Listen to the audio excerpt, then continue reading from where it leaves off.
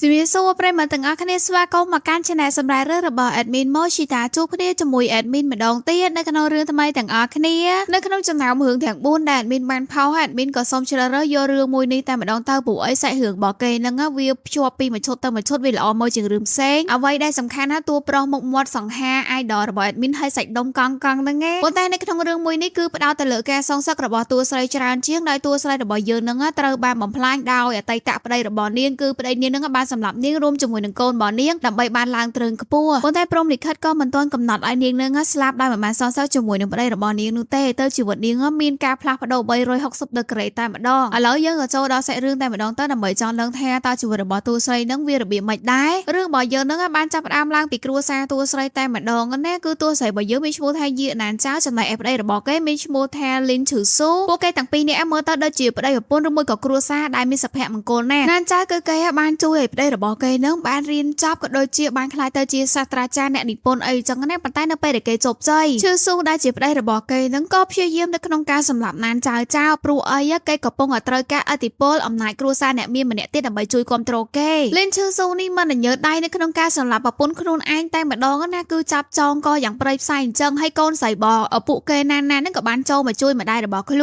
នប៉ុន្តែឈឺស៊ូនឹងក៏បានចាប់ណានចាញ់ដល់ពេលឲ្យណានចង់ជួយម្ដាយអញ្ចឹងក៏ប្រទីបតុងជាមួយនឹងឪពុករបស់គេស្រាប់តែឈឺស៊ូនឹងក៏លបោតដែរចឹងតើក៏ធ្វើឲ្យកូនស្រីរបស់ខ្លួននឹងបោកក្បាលជាមួយនឹងកៅអីស្លាប់ចំណែកឯចង្គៀងប្រេងនៅលើតុនឹងវាក៏បានធ្លាក់ចុះមកអញ្ចឹងមានសារជាតិប្រេងវាក៏ឆាប់ឈោឆេះទឹងតែម្ដងឈឺស៊ូគឺថាពិតជាដេរឆានមែនណាសូម្បីតែកូនស្រីរបស់ខ្លួនឯងហ្នឹងគេក៏មិនលើកលែងដែរដើម្បីឲ្យខ្លួនឯងហ្នឹងគឺមានអនាគតខ្ពង់ខ្ពស់គេក៏សុកចិត្តចាក់ចេញពីផ្ទះដែលកំពុងតែឆាប់ឆេះហ្នឹងចូលទៅក្នុងឡានទំនើបរបស់នារីម្នាក់ឯណានចៅដែលកំពុងតែធ្ពក់កជាប់នេះវិញគឺគេសវេសវាគិតដល់កូនស្រីរបស់គេណាហើយដល់ដង្ហើមចុងក្រោយណានចៅគឺអស់សង្ឃឹមមិនស្មានថាខ្លួនឯងស្លាប់ណាប៉ុន្តែបែរជាសំណាងល្អនឹងគឺភ្លើងនឹងវាក៏បានឆេះអាកណាត់នឹងធ្វើឲ្យណានចៅនឹងធ្លាក់មកក្រោមណានចៅក៏វារត់ទៅជួយកូនស្រីរបស់ខ្លួនប៉ុន្តែសំណាងអាក្រក់អីគឺថាដុំភ្លើងនឹងក៏បានធ្លាក់មកសង្កត់កូនស្រីរបស់ខ្លួនបាត់ហើយស្របពេលដែលឈឺស៊ូគឺបានបំភ្លេចចោលពីអតីតកាលរបស់ខ្លួនឯងដោយចាប់ដៃជាមួយនឹងនារីដែលមានលុយមានអំណាចនេះពួកគេនឹងក៏បានមកដល់ទីក្រុងអ្នកមានទីក្រុងអភិជនតួស្រីយើងវិញគេក៏បានកិច្ចផុតពីភ្លើងឆេះនៅក្នុងផ្ទះរបស់គេហើយអញ្ចឹងគេក៏បានចេញមកតាមផ្លូវដើម្បីស្វែងរកប៉ោះប៉លីអញ្ចឹងទៅដើម្បីប្តឹងប្តីរបស់គេក៏ប៉ុន្តែក៏មានឡានមួយហ្នឹងគឺបានបើកឆ្លងកាត់តួស្រីរបស់យើងហើយបរិមម្នាក់ហ្នឹងក៏បានចុះមកជួយតួស្រីរបស់យើងឲ្យចូលទៅក្នុងឡានប៉ុន្តែមិនមែនទៅជួយឯណាគឺបរិមម្នាក់ហ្នឹងជាអ្នកតាមចាប់មនុស្សស្រីយកទៅលក់សោះពេលតែណានចៅបានដឹងខ្លួនមកវិញគេហ្នឹងក៏បានស្ថិតនៅលើកប៉ាល់ដ៏ធំមួយដែលរៀបចាក់ចែងពីទីក្រុងមួយហ្នឹងដើម្បីបញ្ជូនខ្លួនគេហ្នឹងទៅលក់នៅទីក្រុងផ្សេងទៀតក៏ប៉ុន្តែក៏មាននារីម្នាក់គឺបានស្លាប់នៅលើកប៉ាល់ហ្នឹងទាំងអាក្រាតកាយដោយសារតែម្នាក់ហ្នឹងគឺព្យាយាមនៅក្នុងការរត់គេចហើយក៏យកសម្រស់របស់ខ្លួនឯងហ្នឹងទៅបញ្ចុះបញ្ចូលបរិះទាំងអស់នោះប៉ុន្តែបែរជាត្រូវគេនឹងសម្លាប់ចោលទៅវិញណានចៅឃើញនារីម្នាក់ហ្នឹ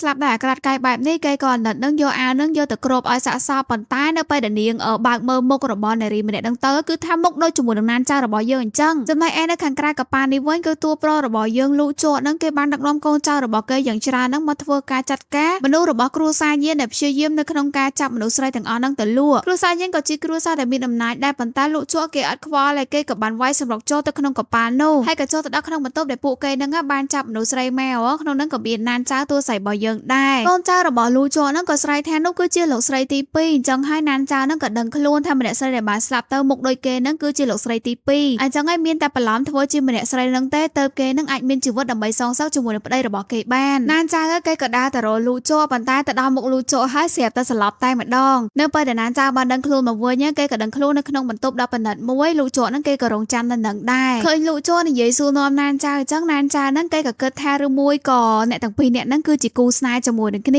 តែស្រាប់តែលូជក់ហ្នឹងក៏បានហៅណានចៅថាអ្នកម៉ែតូចព្រោះថាម្នាក់ដែលមានមុខមាត់ដូចជាមួយនឹងណានចៅហ្នឹងមិនមែនជាគូស្នេហ៍ជាមួយនឹងលូជក់ឡើយគឺជាម៉ែក្រោយរបស់លូជក់ដែលម្នាក់ស្រីដែលបានស្លាប់ហ្នឹងគឺថាពឹសពលខ្លាំងមែនទែនបានធ្វើការចោទប្រកាន់ដាក់អន្ទាក់លូជក់ហ្នឹងឲ្យលូជក់ហ្នឹងគឺចាក់ចេញពីគ្រួសារនេះទៅលូជក់ហ្នឹងមានគំនុំជាមួយនឹងម្នាក់ហ្នឹងខ្លាំងមែនទែនហើយចំពោះម្នាក់ដែលបានស្លាប់ទៅមានឈ្មោះថាប៉ៃសងសងប៉ុន្តែអត់មានអ្នកចង់លើកឈ្មោះបកតម៉ៅទេអត់មានហៅតែឈ្មោះតួស្រីរបស់យើងបានហើយឯនៅខាងក្រៅហ្នឹងគឺលោកម្ចាស់លូហ្នឹងក៏កំពុងតាមបារោតួស្រីរបស់យើងឲ្យទៅណានចៅហ្នឹងក៏បានយកស្នៀតសក់ហ្នឹងគម្រាមឲ្យលូជក់ហ្នឹងគឺនៅឆ្ងាយពីគេហើយលូជក់ហ្នឹងអត់មានខ្លាចសោះតែម្ដងណាយកកករបស់ខ្លួនឯងហ្នឹងយកទៅអុកជាមួយនឹងស្នៀតសក់ហ្នឹងឡើងចេញឈាមលោកម្ចាស់លូហ្នឹងគឺថាបានបើកទ្វារបន្ទប់របស់គេហើយអញ្ចឹងទៅគឺណានចៅហ្នឹងក៏ដកស្នៀតសក់ហ្នឹងមកចាក់ដៃរបស់ខ្លួនឯងហើយក៏រត់ទៅរំអួយដាក់លោកម្ចាស់លូគេថាអ្នកប្រុសតូចគឺមានការយកច្រឡំអីមកលើរូបគេហើយទៅ ទៅនិយាយពាក្យសម្ដីគំរោះគំរើយឲ្យមកចូលក្នុងបន្ទប់របស់គេបែបនេះលោកម្ចាស់លក់ហ្នឹងក៏បានថាឲ្យលក់ជក់តែម្ដងអាកូនរមើកូនឯងមកទីនេះធ្វើអីរបៀបថាលក់ជក់ហ្នឹងគឺរស់នៅផ្ទះខាងក្រៅ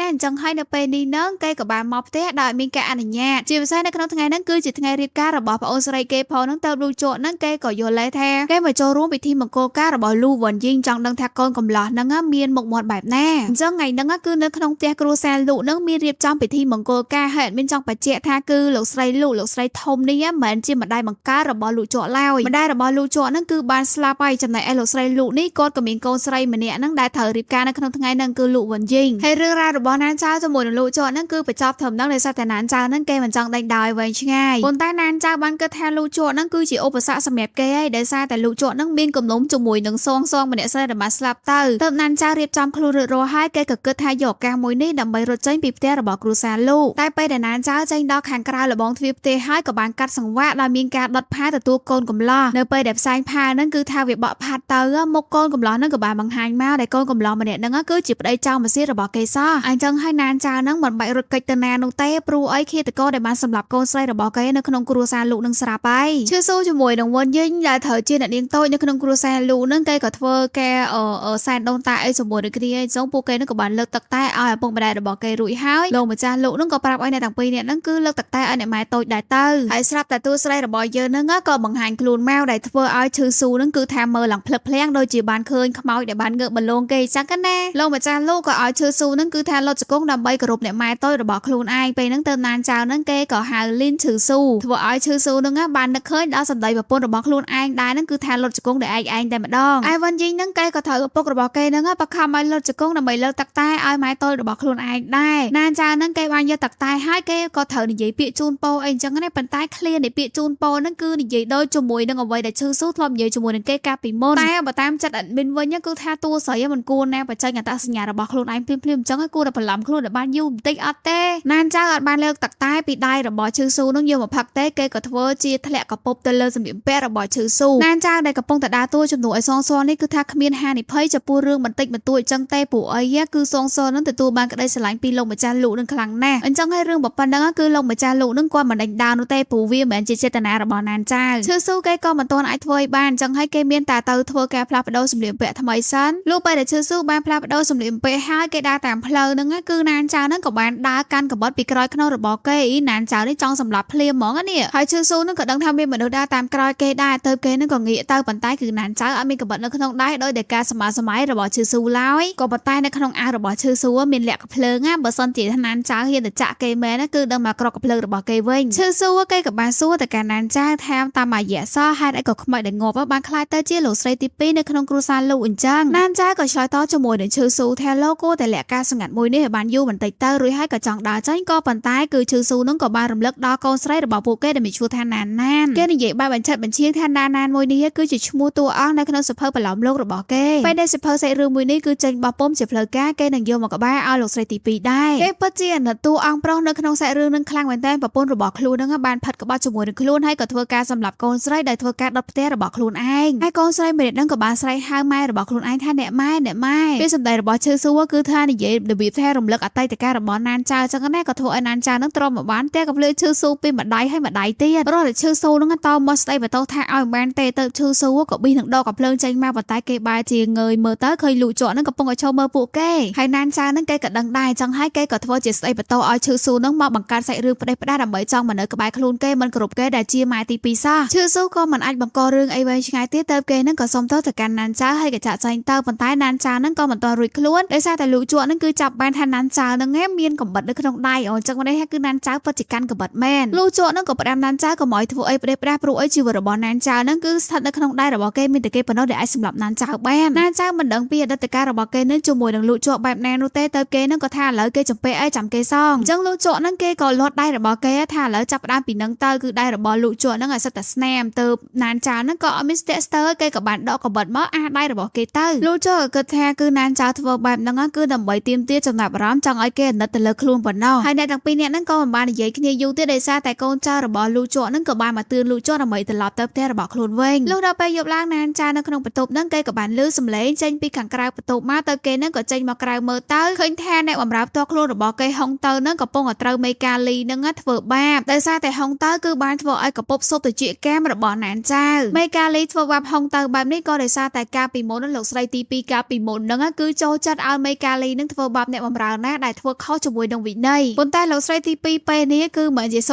ងណាគឺជាណានចៅចឹងហើយណានចៅនឹងក៏បានផ្ទះកំភ្លៀងមេកាលីគេថាការដែលអ្នកបម្រើធ្វើខុសម្ដងហើយម្ដងទៀតនឹងគឺមកពីអ្នកបង្រៀននឹងឯងចឹងហើយអ្នកដែលត្រូវទទួលវិន័យមុនគេគឺជាមេការួចមកណានចៅនឹងគេក៏នាំហុងតើត្រឡប់មកបន្ទប់វិញប៉ុន្តែដោយសារតែអំពើល្អរបស់ណានចៅនឹងធ្វើឲ្យហុងតើនឹងដល់ក៏បាត់មកចលោទៅកាន់ណានចៅដែលសួរថានាងគឺជាអ្នកណាគេស្គាល់លោកស្រីទី2គេច្បាស់ណាស់លោកស្រីទី2គេមិនអាចជួយជីវិតគេបែបនេះទេហុងតើយកកបិតយកមកគម្រាមចឹងទេប៉ុន្តែខ្លាចណានចៅឡើងញ័រព្រោះអីគ្រាន់តែជាអ្នកបម្រើម្នាក់ណានចៅនឹងគេក៏បានដកកបិតស្អីពីដៃរបស់ហុងតើរួចហើយក៏យកថ្នាំនឹងយកមកលាបរបួសដៃរបស់ហុងតើហើយក៏បាននិយាយថាត្រូវហើយគេមិនជាប៉ៃសងទេប៉ុន្តែបើហុងតើស្គាល់ម្ចាស់របស់ខ្លួនឯងច្បាស់បែបនេះដោយសារតែមុខរបស់គេនឹងដូចជាមួយនឹងប៉ៃសងគឺឲ្យហុងតើនឹងរៀបរាប់ពីសងប្រាប់គេមកនៅពេលដែលគេអាចដើរតួជាលោកស្រីទី2សាកសមហុងតើនឹងក៏មិនត្រូវរងទុក្ខវេទនានៅក្នុងផ្ទះនេះដែរអញ្ចឹងហុងតើគេក៏ប្រុសស្ដាប់តាមពាក្យសម្ដីរបស់ណានចៅនឹងក៏បានរៀបរាប់រឿងរ៉ាវនៅក្នុងគ្រួសារនេះឲ្យណានចៅបានដឹងដែលលោកម្ចាស់លូនឹងគឺគាត់ណាមានជំងឺរបេងអញ្ចឹងគឺគាត់សុខភាពរបស់គាត់នឹងវាអត់សូវល្អនោះទេប៉ុន្តែគាត់នៅតែមានអំណាចជាងគេនៅក្នុងផ្ទះនេះលោកម្ចាស់លូគឺគាត់មិនសូវខ្វល់ជាមួយលោកស្រីធំប្រហែលនោះទេប៉ុន្តែជាមួយលោកស្រីទី2គឺគាត់ស្រឡាញ់យកចិត្តទុកដាក់ណាស់ទើបហុងតើប្រាប់ឲ្យណានចៅនឹងគឺនិយាយសម្ដីផ្អែមជាមួយនឹងលោកម្ចាស់លូតើគឺនៅក្នុងផ្ទះនឹងអត់មានអ្នកគេហ៊ានក្អកជាមួយនឹងណានចៅទេមានឪពុកបែបនេះបើនិយាយពីតំណែងជាមួយនឹងកូនវិញគឺថាអត់ល្អទាំងពីរនាក់ហ្នឹងហើយដោយដែលមានបាននិយាយពីដំបូងអញ្ចឹងណាថាវិញយើងជាមួយនឹងលូជក់ហ្នឹងមិនជាបងប្អូនដែលមានម្ដាយតែមួយទេម្ដាយរបស់លូជក់ហ្នឹងបានស្លាប់ហើយលូជក់គឺមានគំនុំខឹងស្អប់ជាមួយនឹងគ្រួសារលូគ្រួសារខ្លួនឯងនឹងខ្លាំងមែនតើជាពិសេសគឺប៉ៃសងអ្នកនាងលោកស្រីទី2របស់គេកាលពីមុននោះដោយកាលពី3ឆ្នាំមុនគឺប៉ៃសងហ្នឹងបានធ្វើការចោទប្រកាន់ទៅការលូជក់ថាមានបំណងចង់បំពេញមកលើរូបគេអញ្ចឹងហើយទៅលោកម្ចាស់លូហ្នឹងបានធ្វើការបដិញ្ញលូជក់ហ្នឹងចេញពីគ្រួសាររបស់គាត់ប៉ុន្តែការពិតអីដែលហុងតើបានដឹងគឺមកពីប៉ៃសងហ្នឹងដឹងថាលោកម្ចាស់លូហ្នឹងមានជំងឺមិនអាចរស់បានយូរក៏គិតថាលូជក់ហ្នឹងគឺជាជំរើរបស់ខ្លួនបន្ទាប់ប៉ុន្តែលូជក់គឺមិនបានចាប់អារម្មណ៍ជាមួយនឹងប៉ៃសងទៅនាងហ្នឹងក៏ធ្វើការចោទប្រកាន់ទៅកាន់លូជក់វិញក្រោយពីលូជក់បណ្ដេញចេញពីផ្ទះនេះហើយហុងតើហ្នឹងគេក៏មិនដឹងថាមានរឿងអីកើតឡើងទៅលើអ្នកប្រុសតូចរបស់គេប៉ុន្តែដឹងថាគាត់ហ្នឹងគឺទៅឈៀនឡុងហ្នឹងគឺជាអីពិតប្រាកដ admin ក៏អត់ទាន់ច្បាស់ដែរប្រហែលជាក្រុម Mafia ឯងមើលទៅព្រោះអីលូជក់ហ្នឹងគឺជាលបងទី2នៅក្នុងក្រុមមួយហ្នឹងបន្ទាប់ពីហុងតើរៀបរាប់រឿងរ៉ាវអស់ហើយហ្នឹងគេក៏ឆ្ងល់ហេតុអីក៏លោកស្រីទី2ហ្នឹងនៅក្នុងគ្រួសារលូណានចាហ្នឹងគេក៏មិនលាក់បាំងដែរគេនៅក៏ដោយសារតែកូនភាសារបស់គ្រួសារលូទៅតែចូលមកនឹងឯងហើយរឿងរបស់យើងហ្នឹងក៏បានកាត់ដល់ព្រឹកឡើងតែម្ដងនៅពេលដែលពួកគេកំពុងតែញ៉ាំអាហារពេលព្រឹកជុំគ្នានោះឈឺស៊ូគេស្រាប់តែយកនំមួយចានហ្នឹងហើយយកមកដាក់លើតុអាហារដោយប្រាប់ទៅកាន់ឪពុកក្មេករបស់គេថានេះគឺជានំដែលគេហ្នឹងបានរៀបចំជាពិសេសដែលបានយកទៅថ្វាយព្រះអញ្ចឹងនំហ្នឹងរបៀបថាមានការឲ្យពរពីខាងព្រះវិហារមកក៏ឲ្យឪពុកក្មេករបស់គេហ្នឹងពិសាលោកម្ចាស់លូហ្នឹងគាត់សប្បាយចិត្តហ្នឹងគាត់ក៏ចាប់នំហ្នឹងឲ្យណានចៅញ៉ាំដែរប៉ុន្តែនៅក្នុងនំហ្នឹងគឺមានស្នូលបង្គាដែរណានចៅមិនអាចញ៉ាំបង្គាបាននោះទេគេអាឡែស៊ីជាមួយនឹងបង្គានៅពេលដែលញ៉ាំហើយគឺច្បាស់ជាឡើងកទួលពេញខ្លួនហើយនឹងថប់ដង្ហើមភ្លាមវាផ្ទុយពីសងលោកស្រីទី2កាលពីមុនគឺចូលចិត្តបង្គាអញ្ចឹងហើយទៅឈឺស៊ូហ្នឹងគេយកលេសមួយហ្នឹងដើម្បីធ្វើបាបណានចៅគឺមិនអាចកិច្ចវេះមិនញ៉ាំបានទេព្រោះអីទី1គឺលោកស្រីទី2ហ្នឹងចូលចិត្តញ៉ាំបង្គាទី2ដោយសារតែនំហ្នឹងគឺបានទទួលការឲ្យពរពីព្រះអញ្ចឹងបើសិនជាអត់ញ៉ាំទេបានន័យថាគឺណានចៅហ្នឹងមិនចង់ឲ្យលោកម្ចាស់លូហ្នឹងជាពីជំងឺអញ្ចឹងណានចៅហ្នឹងក៏ត្រូវញ៉ាំនំមួយហ្នឹងផ្លូវហ្នឹងណានចៅគឺគេមិនបានបដិសេធជាមួយនឹងការញ៉ាំនំដែលមានបង្គានៅក្នុងហ្នឹងទេគេក៏បានញ៉ាំជាធម្មតាប៉ុន្តែគឺឈឺស៊ូឃើញណានចៅហ្នឹងញ៉ាំតែមួយអញ្ចឹងគេថាអត់ទាន់គ្រប់គ្រាន់ទេបើឆ្ងាញ់ញ៉ាំបន្ថែមទៀតទៅហើយសារតាណានចៅហ្នឹងតែក៏ភ្លៀងឈឺស៊ូហើយក៏មិនឲ្យលោកម្ចាស់លូហ្នឹងញ៉ាំនំហ្នឹងដែរព្រោះអីនៅក្នុងនំហ្នឹងគឺមានបាយស្រាគឺវាមានជាតិអាល់កុលលោកម្ចាស់លូគឺគាត់មានជំងឺរបេងអញ្ចឹងហើយគាត់មិនអាចញ៉ាំជាតិស្រាបានទេណានចៅចេះរកផ្លូវចេញឃើញប៉ុន្តែគឺខ្លួនប្រារបស់គេហ្នឹងកំពុងតែចេញកន្ទួលមកបដើហើយលោកម្ចាស់លូពេលតែគាត់បានឆាយឃើញនៅក្នុងនំហ្នឹងពិតជាមានបាយស្រាមែនណាគាត់ក៏ថាឲ្យឈឺស៊ូតែម្ដងដូចជាចង់សម្លាប់គាត់អញ្ចឹងណាចឹងហើយគាត់លេងញ៉ាំទៀតហើយណានចៅហ្នឹងគេក៏សវេសវ៉ាបញ្ញាប់កិច្ចចេញពីបន្ទប់ញ៉ាំបាយហ្នឹងមកបន្ទប់របស់គេដើម្បីរកថ្នាំញ៉ាំប៉ុន្តែបែរជាលូជក់របស់យើងហ្នឹងមកដណ្ដើមថ្នាំរបស់ណានចៅដល់គេហ្នឹងចង់ដឹងថាតើប៉ៃសងហ្នឹងមានការអាឡែស៊ីជាមួយនឹងបង្គាតាំងពីពេលណាមកលូជក់គាត់ថាក៏ព្រាមអញ្ចឹងធ្វើឲ្យណានចៅហ្នឹងសារភាពប៉ុន្តែមានអ្នកណានចៅហ្នឹងគឺគេអាឡែស៊ីហើយថប់ដង្ហើមទៀតស្ទើរថាដាច់ខ្យល់តែម្ដងទៅលូជក់ហ្នឹងក៏បញ្ច្រកថ្នាំឲ្យណានចៅប៉ុន្តែគឺបញ្ច្រកអត់ចូលមានណែលូជក់ហ្នឹងគេក៏បានដាក់ថ្នាំចូលមាត់របស់គេហើយក៏បានបញ្ចូលចូលមាត់របស់ណានចៅបន្ទាប់មកហើយលូជក់ហ្នឹងថាតែចង់ទាកូនពីណាន ចៅទេប៉ុន្តែណានចៅគេថាកុំតែលូជក់ហ្នឹងយកឆ្នាំរបស់គេកុំអីគឺគេបានញ៉ាំមុននឹងបាត់ហើយណានចៅហ្នឹងគេក៏បាននិយាយប្រាប់តែការលូជក់គេទទួលស្គាល់ថាការពីមុនហ្នឹងគឺជាកំហុសរបស់គេដែលធ្វើឲ្យលូជក់ហ្នឹងជួបនៅរឿងទាំងអស់នៅរយៈពេលប្រហែលឆ្នាំហ្នឹងប៉ុន្តែរឿងដែលបានកើតឡើងហ្នឹងគ្រួសារលូហ្នឹងក៏ជាអ្នកផ្សំគំនិតដែរអញ្ចឹងគេចង់បានដេកថាមិនតែគេម្នាក់ឯងអាចបណ្ដេញលូជក់ហ្នឹងចេញពីគ្រួសារនេះបានទេព្រោះទោះពីនឹងមកដោយសារតែពាក្យសម្ដីរបស់ណានចៅហ្នឹងក៏ធ្វើឲ្យលូជក់ហ្នឹងគឺភ្លឹកភ្លាំងអញ្ចឹងទៅមានអ្នកកូនចៅរបស់គេអាវុនហ្នឹងក៏បានដាល់គេបានម្ដាយហើយនេះគឺជាលើកដំបូងដែលកូនចៅរបស់គេហ្នឹងអាចប៉ះគេបានទើបអាវុនហ្នឹងក៏ឆ្ងល់ជាមួយនឹងមេរបស់ខ្លួនថាតើមានរឿងអីទៅធ្វើឲ្យភ្លឹកភ្លាំងបែបនេះលូជក់ហ្នឹងគេក៏និយាយថាហេតុអីក៏ប៉ាយសងសងប្លែកម៉េចអាវុនហ្នឹងគេក៏ថ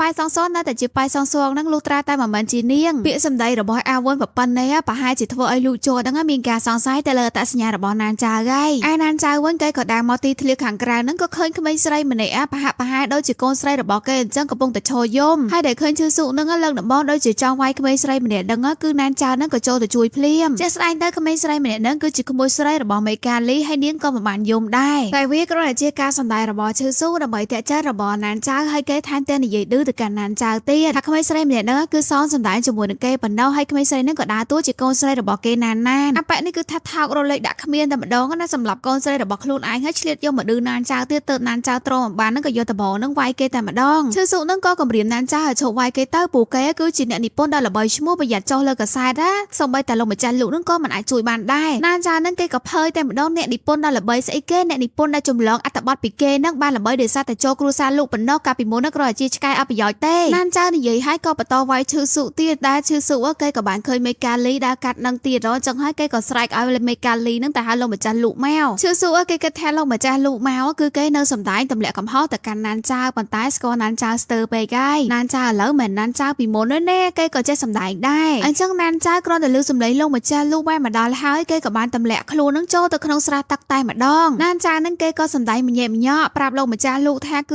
គេហ្នឹងបានមកឃើញឈឺសុហ្នឹងសំដែងរឿងថ្មីជាមួយនឹងកូនក្មេងហើយគេមានគេអាណិតទៅកាន់ក្មេងហ្នឹងពេកគេក៏លូកដៃចូលប៉ុន្តែគឺឈឺសុហ្នឹងប្រហែលជាមានការយកច្រឡំអីទៅច្រានគេហ្នឹងឲ្យធ្លាក់ទឹកប៉ុន្តែគេមិនចង់ដេញដោលនោះទេលោកម្ចាស់លោកក៏បានឃើញណានចៅធ្លាក់ទឹកស្រាប់ហើយដល់ពេលចឹងទៅគាត់ក៏ខឹងជាមួយនឹងឈឺសុភ្លាមតែម្ដងអេវ៉ាន់អ៊ីងគេក៏ព្យាយាមជួយនិយាយឲ្យប្តីរបស់គេប្រាប់ពុកគេហ្នឹងកុំឲ្យជឿទៅលើម៉ែទី2អីប៉ុន្តែបើជាត្រូវមួយកំភ្លៀងរបស់ពុកគេទៅវិញហើយឈឺសុហ្នឹងក៏មិនរួចខ្លួនដែរក៏ត្រូវវ៉ាន់អ៊ីងហ្នឹងវាយមួយកំភ្លៀងដែរទៅតែរួចហើយឈឺសុហ្នឹងគេក៏សារភាពថាប៉ៃសងសងឥឡូវហ្នឹងមិនមែនជាប៉ៃសងសងនោះទេគឺជាអតីតប្រពន្ធរបស់គេណានចៅតែនាងពិតជាខុសខើណាស់គេគ្រាន់តែជាអ្នកសិក្សាម្នាក់ប៉ុណ្ណោះគេតាមមិនទាន់ល្បិចរបស់នាងនោះទេអញ្ចឹងហើយពួកគេត្រូវតែកម្ចាត់នាងចេញពីគ្រួសារលោកឲ្យបាននិយាយចេញមកឡើងគួរអាណិតហ្មងអត់ដឹងថាណាគេល្បិចច្រើនជាងណាគេទេនេះតែវ៉ាន់អ៊ីងគេក៏ថាឲ្យកម្ចាត់នាងដោយរបៀបណាបើនាងបច្ចុប្បន្នហ្នឹងគឺជាប៉ៃសងសងសំណប់ចិត្តរបស់ឪពុកគេហ្នឹងហើយមើលអ្នកសិក្សាអត់សវោល្បិចដូចណានចៅប៉ុន្តែបែរជានឹកឃើញល្បិចស្មោកក្រោកគេថាកម្ចាត់ណានចៅនៅក្នុងផ្ទះហ្នឹងអត់បានទេប៉ុន្តែប្រហែលថ្ងៃទៀតមានពិធីជួបលៀងនៅខាងក្រៅផ្ទះអញ្ចឹងគេនឹងរៀបចំផែនការដើម្បីឲ្យណានចៅនឹងធ្លាក់ចូលក្នុងអបាយកលរបស់គេហើយលោកម្ចាស់លោកគឺនឹងបានឃើញពីរឿងអាក្រក់របស់ណានចៅដែលផ្ទាល់ភ្នែកនៅពេលនោះគឺណានចៅនឹងត្រូវចេញពីគ្រួសារនេះដោយអូតូម៉ាទិកដូច្នេះរឿងក៏បានបង្ហាញនៅថ្ងៃដែលពួកគេត្រូវចូលរួមពិធីជួបលៀងនៅឯខាងក្រៅ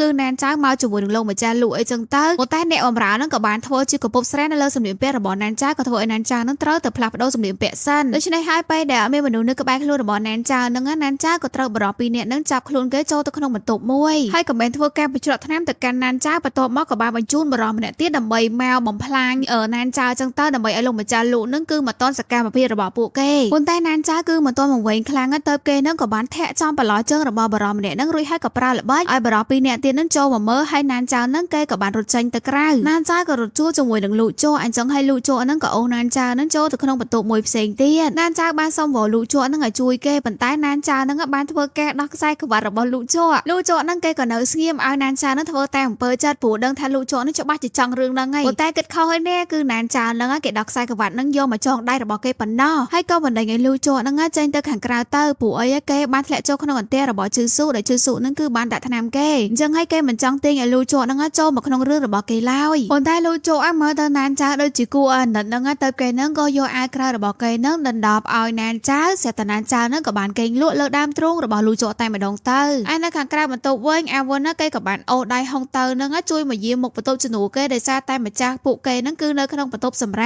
កតែគេនឹងក៏មានបញ្ហាចុកពោះទៅគេនឹងសុំទៅបន្ទប់ទឹកសិនម៉ែស្ទូក្រោយមកណានចៅនឹងគេក៏ភ្ញាក់ពីគេប៉ុន្តែសេតតែលូជោនឹងគេក៏ថានាងមិនមែនជាប៉ៃសងសងឡើយតែនាងជាអ្នកណានចៅនឹងគេអាចប្រាប់ទៅទេគេបាន បានត្រឹមតែអរគុណលោកចាហើយគេថាសំខាន់បច្ចុប្បន្នគេគឺជាបាយសងសងលោកចាហ្នឹងគេក៏បន្តចង់ដឹងទៀតថាតើណានចៅជាមួយនឹងឈឺស៊ូហ្នឹងមានគំនុំអីជាមួយនឹងគ្នាទៅឈឺស៊ូហ្នឹងរៀបអន្ទាក់ដាក់ណានចៅហើយគណៈពេលហ្នឹងស្រាប់តែលោកម្ចាស់លោកហ្នឹងក៏បានមករកណានចៅទៅហុងទៅហ្នឹងនិយាយលឺហើយក៏ប្រាប់លោកម្ចាស់លោកថាគឺលោកស្រីហ្នឹងឈឺក្បាលកំពុងតែសម្រាកលោកចាលឺអញ្ចឹងហើយគេក៏ចាប់ទាញណានចៅហ្នឹងគឺមកក្បែរខ្លួនរបស់គេដើម្បីជាការគំរាមឲ្យណានចៅហ្នឹងនិយាយពីការពិតតែបន្លំខ្លួនធ្វើជាបាយសងសងណានចៅគេក៏សុំវល់លោកចាហ្នឹងដល់លែងគេទៅព្រោះអីគេត្រូវការអត្តសញ្ញាណមួយហ្នឹងដើម្បីដោះស្រាយបញ្ហាផ្ទាល់ខ្លួនរបស់គេហើយលោកម្ចាស់លោកនៅខាងក្រៅនេះក៏បានឲ្យអ្នកបម្រើហ្នឹងយកកូនសៅបន្ទប់ហ្នឹងយកមកចែកបន្ទប់របស់ណានចៅឲ្យដែលសារតែគូទ្វារអត់ព្រមឆ្លើយតបនៅពេលដែលគាត់រៀបនឹងបើកទ្វារបែរនេះណានចៅហ្នឹងគេក៏បានបើកទ្វារពីខាងក្នុងមកហើយក៏ប្រាប់ថាគឺគេជិះក្បាលចឹងហើយក៏បានគេងលក់ណានចៅក៏បបួលលោកម្ចាស់លោកហ្នឹងទៅផ្ទះវិញប៉ុន្តែសភាពរបស់ណានចៅធ្វើឲ្យលោកម្ចាស់លោកហ្នឹងក៏មានការសង្ស័យទៅគាត់ហ្នឹងក៏ដើរចូលទៅក្នុងបន្ទប់ដើម្បីធ្វើការពិនិត្យមើលសិនប៉ុន្តែលោកជក់គេដឹងមុនហ្នឹងទៅគេហ្នឹងក៏បានលួចចេញតាមប្អួយបាត់ទៅទោះបីជាមិនឃើញមនុស្សក៏ពិតមែនតែលោកម្ចាស់លោកហ្នឹងគាត់នៅតែមិនអស់ចិត្តឡើយគាត់មានឃើញស្នាមក្រហមនៅកញ្ចឹងករបស់ណានចៅ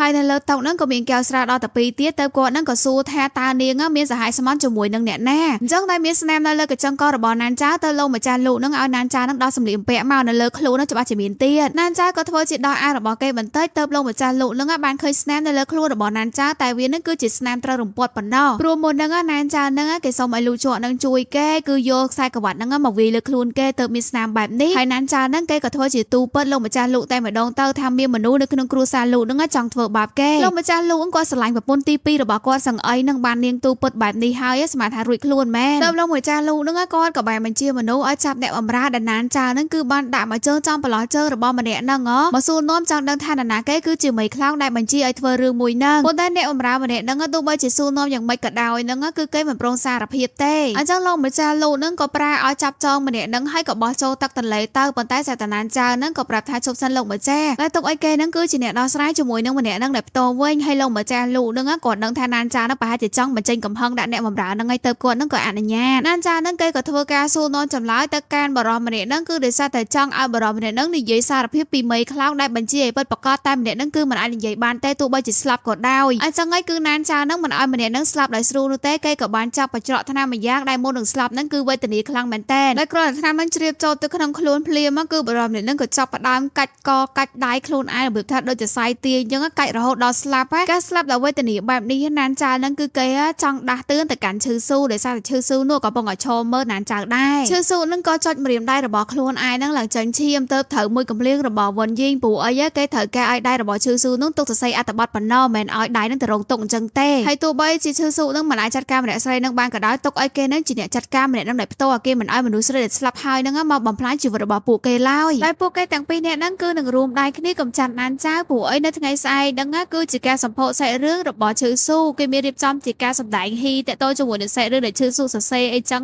ចំណែកឯណានចៅគេក៏ដឹងថាគឺឈឺស៊ូបានរៀបចំបន្ទះសម្រាប់គេនៅថ្ងៃស្អែកម្ដងទៀតប៉ុន្តែគេនៅតែទៅចូលរួមព្រោះអីគេទៅចូលរួមខ្លះហើយក៏នៅកំចាត់ខ្លះម្នាក់ហ្នឹងដោយផ្ទាល់ដៃរបស់គេនិយាយទៅណានចៅគឺគេអត់មានខ្វល់រឿងអីផ្សេងគេឲ្យតែបានចាត់ការឈឺស៊ូហើយទោះបីជាគេស្លាប់ហ្នឹងក៏គេអត់ខ្វល់ដែរប៉ុន្តែមុននឹងថ្ងៃស្អែកមកដល់ណានចៅហ្នឹងគេក៏ត្រូវសងគុណទៅកាន់លោកជ័រទៅគេហ្នឹងក៏បានឆ្លាក់ឈើមួយដែលមានអក្សរថាសន្តិភាពហ្នឹងយកមកបកគោលឲ្យលោកជ័រធ្វើជាកាដូអនុស្សាវរីយ៍ក៏ដូចជាការអរគុណទៅកាន់លោកជ័រដែលបានជួយគេលោកជ័រគេទទួលអំណោយរបស់ណានចៅហើយប៉ុន្តែគឺគេផ្ដាំណានចៅគឺបញ្ជីរបស់ពួកគេមិនទាន់ទូទាត់ហើយទេលោកដល់ថ្ងៃបន្ទាប់មកទៀតនៅក្នុងរោងមហោស្រពហ្នឹងគឺថាមានអ្នកមុខអ្នកមាត់អ្នកធំអីហ្នឹងបានតែងសម្បត្តិចូលរួមនៅក្នុងរោងមហោស្រពហ្នឹងដើម្បីទស្សនាសាច់រឿងដែលឈឺស៊ូហ្នឹងបាននិពន្ធព្រោះអីឈឺស៊ូកំពុងតែមានកេរ្តិ៍ឈ្មោះល្បីល្បាញដោយសារតែសាច់រឿងនិពន្ធរបស់គេហើយមួយវិញទៀតគេក៏ជាកូនប្រសានៅក្នុងគ្រួសារដែលមានជាងគេនៅក្នុងទីក្រុងនេះផងដែរហើយចំពោះសាច់រឿងហ៊ីនៅក្នុងថ្ងៃហ្នឹងគឺឈឺស៊ូហ្នឹងគេបានរើសយករឿងថ្មីដែលគេទៅតែចេញមកណាគឺរឿងហ្នឹងតេតូនជាមួយនឹងណានចៅហើយគេរំពឹងថាគឺនឹងឲ្យអ្នកគ្រប់គ្នាបានឃើញពីការពិតរបស់ណានចៅអីចឹងទៅប៉ុន្តែស្រាប់តែសាច់រឿងហ៊ីហ្នឹងគឺវាបានផ្លាស់ប្ដូរទៅជាសាច់រឿងផ្សេងរឿងហ្នឹងគឺតេតូនជាមួយនឹងការកាត់តោប្រហារជីវិតទៅលើបរិមម្នាក់ហើយឈឺស៊ូហ្នឹងគេក៏បានកលេចឃើញណានចៅហ្នឹងកំពុងតែឈរនៅឯកម្មជាតាប៉ុន្តែផ្នែករបស់គេហ្នឹងក៏ចាប់ផ្ដើមស្វាងដោយសារតែការតក់ស្លុតប៉ុន្តែវាក៏មិនមែនជាការស្វាងផ្នែកធម្មតាដែរគឺឈឺស៊ូហ្នឹងគេបានញ៉ាំស្រាដែលណានចៅហ្នឹងគឺបានបតក់ថ្នាំពុលចូលទៅក្នុងហ្នឹងគឺជាប្រភេទថ្នាំពុលដែលណានចៅហ្នឹងគឺបានដាក់ទៅលើអ្នកបម្រើ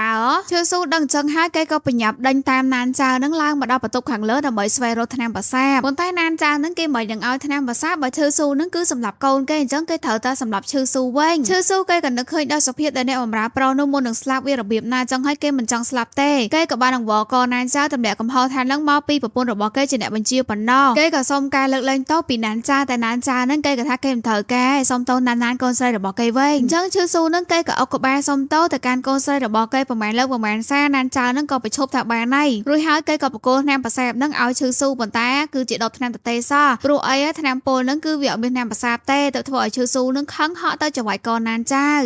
ាក៏យកផ្កាកលាបនឹងវាយចំក្បាលរបស់ឈឺស៊ូទៅធ្វើឲ្យគេនឹងរត់ចេញពីបន្ទប់នឹងបានតែឈឺស៊ូនឹងគេក៏រើកបត់ដែលបានជ្រូនឹងដេញតាមណានចាឈឺស៊ូគេចាញ់ល្បិចណានចាបាត់ហើយណានចាបឆោតឲ្យឈឺស៊ូនឹងដេញរហូតមកដល់វាំងនោនខាងក្រោយដែលគេនឹងកំពុងតែសម្ដែងហ៊ីឈឺស៊ូក៏បានចាក់ណានចាមួយកំបិតហើយក៏រត់ដកចេញប៉ុន្តែណានចានឹងក៏បានកាន់ដៃរបស់ឈឺស៊ូជាប់រួចហើយក៏បានទាញវាំងនោនចោលធ្វើឲ្យអ្នកគ្រប់គ្នានឹងគឺបានឃើញពីសកម្មភាពដែលឈឺស៊ូនឹងព្យាយាមសម្លាប់ណានចាតែប៉ុណ្ណឹងគេឈ្មោះរបស់ឈឺស៊ូដែលល្បីល្បាញនឹងគឺនឹងត្រូវខ្ទេចខ្ទីដោយសារតែឈឺស៊ូបានខ្លាចទៅជាឃាតករដែលសម្លាប់ម៉ែទី2របស់ខ្លួនអ្នកគ្រប់គ្នាដែលបានឃើញពីសកម្មភាពនឹងក៏នាំគ្នានិយាយម្នាក់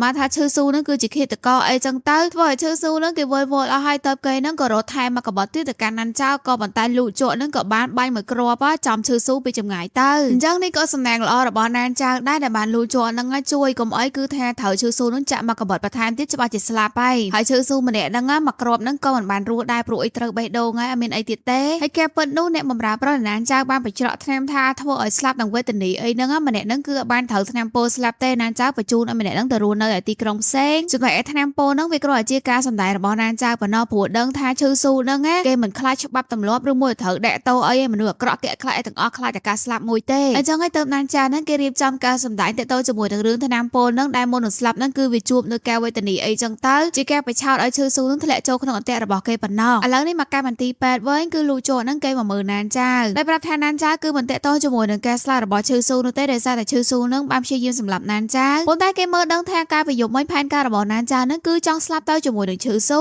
ទៅធ្វើឲ្យលូជោហ្នឹងចាប់ស្វាយកណានចៅទៀតហើយព្រោះអីជីវិតណានចៅគឺត្រូវតែបញ្ចប់ដោយដៃរបស់គេមិនត្រូវស្លាប់ដោយដៃអ្នកផ្សេងទេតែលូជោគេក៏ចង់ដឹងថាហេតុអីក៏ណានចៅហ្នឹងគឺលះបង់យ៉ាងនេះណានចៅហ្នឹងគឺជាអ្នកណាហើយមានគោលបំណងអីឲ្យពិតប្រាកដនោះណានចៅហ្នឹងក៏ឆ្លើយតបថាពួកគេទាំងពីរនាក់ហ្នឹងគ្រាន់តែស្គាល់គ្នាតែចៃដន្យទេអញ្ចឹងហើយក៏មិនបាច់ចង់ដឹងរឿងស៊ីជម្រៅដែរហើយខណៈហ្នឹងអាវិនហ្នឹងក៏បានមកកាត់សង្វាក់អ្នកទាំងពីរនាក់ហ្នឹងដោយសារតែគេទទួលបាននៅសារសម្ងាត់មួយពីខាងឈៀនឡុងសារមួយហ្នឹងគឺវាបន្ទាន់ហើយសំខាន់ខ្លាំងមែនតើត្រូវឲ្យលូកជក់ហ្នឹងទៅមើលដោយផ្ទាល់អញ្ចឹងហើយលូកជក់ហ្នឹងគេក៏ចេញមកក្រៅទៅគិតថាគឺមានរឿងអីសំខាន់ណាប៉ុន្តែការពិតទៅកូនស្រីរបស់លបងធំនៅក្នុងក្រុមឈៀនឡុងហ្នឹងមករកគេសោះដែរម្នាក់ហ្នឹងមានឈ្មោះថាយានី